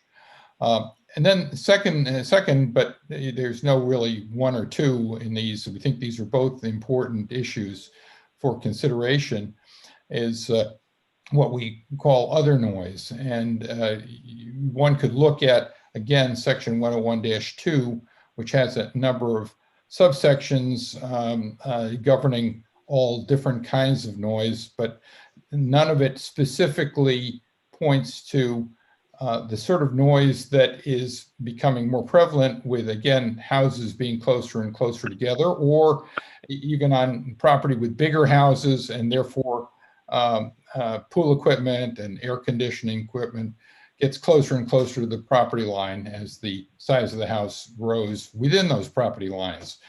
And there again, we're suggesting that there be a new subsection, and just as a placeholder, we call it subsection F, spelling out in general that that equipment such as the outdoor condensers and the pool equipment, of which there's more and more, have noise regulation. And instead of the situation which you find in these noise regulations in general, where somebody needs to point a noise gun and figure out how much the noise is and all the rest of it, and that is very, very hard to enforce. Rather, all of this equipment comes from the manufacturer with noise. It tells you how noisy, for example, the air conditioning equipment is. And we're suggesting a limitation to 45 dB or less, and at the property line, so that typically, I know in the area that I'm living in, you can have your air conditioner 10 feet off the property line, and I believe no closer, and the same thing with the pool equipment, that basically that 45 dB or less standard, basically that's kind of, as I understand it, the noise of a conversation at the property line. And these are noises that continue, up to 24 hours a day. So I think that explains what Gary has put in his the letter, which was the result of discussion, public forum discussion in our meetings. And I should end up just by saying, and I'm sure Gary would say this too, will say it too, we thank you very much for hearing us, and we're a part of the island, love it as much as everybody else. And in this area, we're suggesting something that we think should be an improvement for everybody on the island. Thanks. Thank you for those comments. Gary Beller. I'm going to unmute now so you can hear me. As Peter said, I appreciate the opportunity you've given us to provide some of our input. We had lots of discussions at a few of our committee meetings, and we decided that our recommendation would not be as fierce as some of our members suggested. We know that construction's really important to the economy, but we also know that we are a seasonal-based economy, and the hours that heavy construction is permitted in the summer is just unparalleled. It was this summer, and based on the current frenzy of activity in the real estate transactions going on now, it appears that the next fall and next spring and next summer might be a continuation of it. So that's why our proposal is really kind of a middle of the road proposal. It's basically to just, during the high season between June 15th and September 15th, to just take away a few of the hours, the early morning hours and the late evening hours, so that the bulk of the population that's on island during that period will enjoy the island the way it should be enjoyed. And whenever I hear you folks talking about quality of life issues, as you're talking about strategy, it seems to me that there's nothing more important than having peaceful enjoyment of the property that you own, of the neighborhoods that you go to visit, and of the places that you see and enjoy on the island. And so we have put this proposal in because we think that it wouldn't have any detrimental benefit to the island as the construction industry, but we think that it would certainly enhance the quality of life both for the seasonal visitors and residents, as well as the full-time residents as well. And we appreciate your hearing our views. Thank you. Yeah, I love them. Thank you. Cassidy?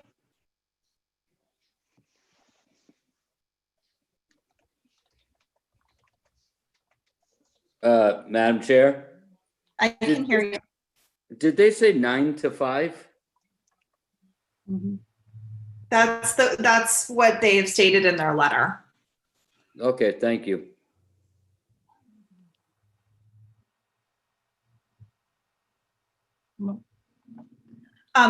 I don't know how the rest of the board feels about it. I mean, I did raise this a couple of years ago. We shortened the heavy construction back to 8 p.m. It was a smaller change. This would be a lot more dramatic.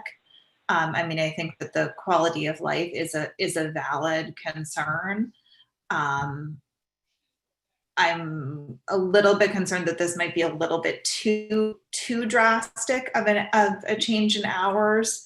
But I think it's definitely worth discussion on maybe doing some tweaks bylaws. This comes up more and more. But I'd like a little bit more analysis on it. Matt? I think your idea of phasing it in a little bit, Dawn, is a good one, because while I think it is important, but I also know that it can be hotly contested if you overreach. So I think, maybe finding a strategy to start at the right direction without impacting people severely would be sort of my guess. Some neighborhoods have already done some of their own that are a little bit less drastic than this. Gnaw Shop and the Woodbury Lane both have some noise things in their HOAs. Jason?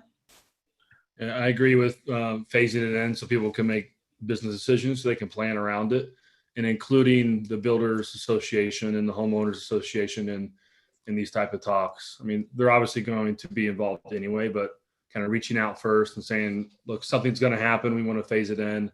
What do you think can work over time? And including them in some ownership in that process.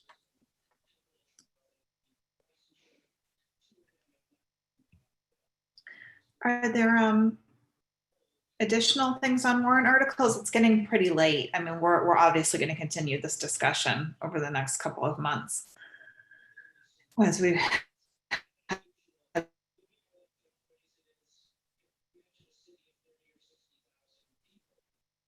I don't have anything else on this. seeing any. Madam Chair. Your next discussion about warrant articles is currently scheduled for 2 weeks from now, October 28th. Okay. Strategic plan retreat update. We started strategic planning yesterday, and we're continuing tomorrow from 4 to 6 if anyone wants to tune in. It's a little bit more challenging doing it remotely than doing it in person like we've done before. But hopefully we can get some productivity out of it and possibly meet in person sometime this winter if we get out of the realm. I don't know, comments. I think we can talk about it more next week after we're done with our last session. Committee reports.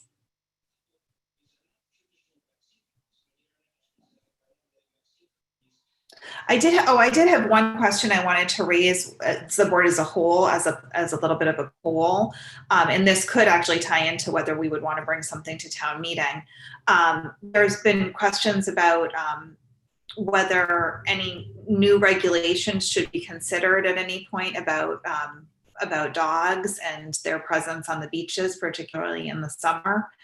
And I know that Matt's raised that he would be interested in having this discussion, but I just am not sure about the rest of the board. And I wanted to see if you all wanted it as an agenda item.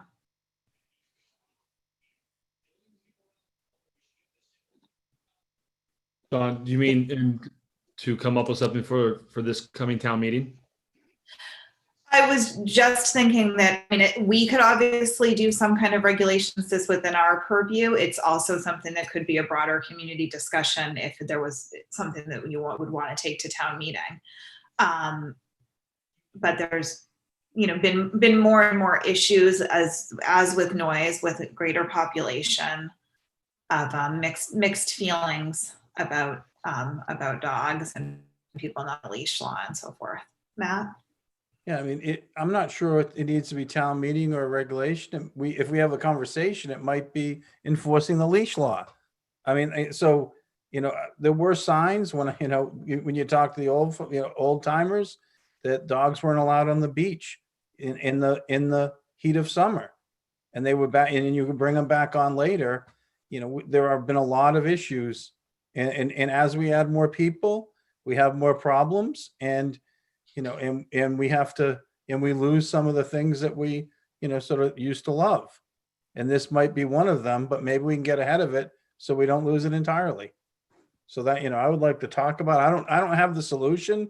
I just know it's something that's, we've had issues, we've, lost access to properties over it. So I think it's something we should tackle. And I'm not sure that it's, the strategic plan or that it's the time right now with everything going on. I don't know if I'd put it at the top of my list, but it's something to think about. Well, that was one of the things I was kind of getting. There's so many other priorities right now. Is this something we would want to tackle?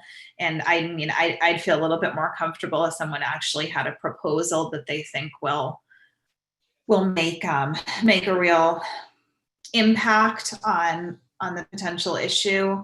And I see a lot of concerns that will come from people if there's sort of any hint of changing us from being such a dog-friendly place. So, Jason? However we tackle it, it has to be a wider community conversation. You know, we're talking about an emotional topic where people, talk about people's family members and how they're going to react to it. So it's got to be a community conversation, I think. We can talk about enforcement on certain things, but any changes would have to be a longer process. Yeah, I think there's a misconception. I know Don didn't mean this, but there's a misconception that dogs running free is being friendly to dogs. And that's, if you talk to dog handlers and vets and people, that's not the case. I mean, people have responsibility to have their dog in control. And if people did that, we wouldn't have a lot of the issues that we've dealt with. And so, so really, anyway, I think I think it's sort of turned into like this, free range dogs are great. Isn't that wonderful? Look how happy they are. It's led to a lot of problems. I'm not sure. And I don't know that we're taking anything away. It's not allowed now. So it's not enforced. No, the leash law, the running free is not allowed. But like, I believe in Martha's Vineyard, they don't allow dogs on the beaches. And I just can see concern with I don't know which direction we would be heading in with it. And I'm a little bit worried about being the face of bringing it forward. But that's why I wanted to raise it, to see how many board members really wanted to talk about whether we wanted to institute any new regulations aside from our current law that does say that you have to keep your dog on a leash. So I'm not seeing lots of people jumping up at the moment, and I don't want to get into it because it's not on the agenda. Melissa? Yeah, I was just going to say that I think I need to sit with it a little bit. If you wanted to raise it as an agenda item for discussion, I'm happy to have a conversation about it. But I'm concerned about making stronger regulations that we already have a difficult time enforcing our existing leash laws, and I'm not sure what I'd have to do some more thinking about where the benefit is of increased regulation. Okay, thank you. CPC did start their deliberations today. Their interviews yesterday, actually, and continue today. Many less applications this year, but hopefully we'll be able to fund some good projects, and we'll see more next year. That's all I have for committee reports. Melissa? Thanks, Dawn.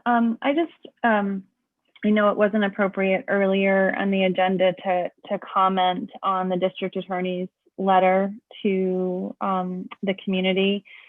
And I just wanted to make the statement or the comment that while I'm very grateful that the DA's update on the African Meeting House crime came, and I appreciate them keeping the investigation open, myself and I think many others are very disappointed in the outcome, and we were hoping for a more conclusive outcome of the report.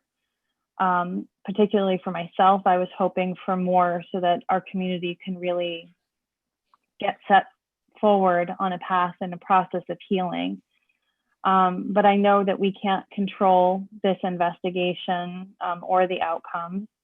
And I just wanted to acknowledge that I remain, and I really do believe this entire board remains, committed to the work of our diversity, equity, and inclusion efforts, which, while don't address that crime in particular, do work to address and change our systems of governance to be more equitable and inclusive of all of our community members. And I just felt like it was important to acknowledge that tonight. Thank you. Thank you for those comments. I know that we're all frustrated that there's not a true resolution. Some more things will come to light. Are there any other more specific committee reports before we adjourn? I'll make a motion to adjourn if there are none. Is there a second? Second. All those in favor by roll call. Matt Fee, Aye. Jason Bridges, Aye. Melissa Murphy, Aye. Christy Ferrantella. Aye. Thank you all. Thank you, John Giorgio, for sitting through our whole meeting. My pleasure. Always good to have you. Take care.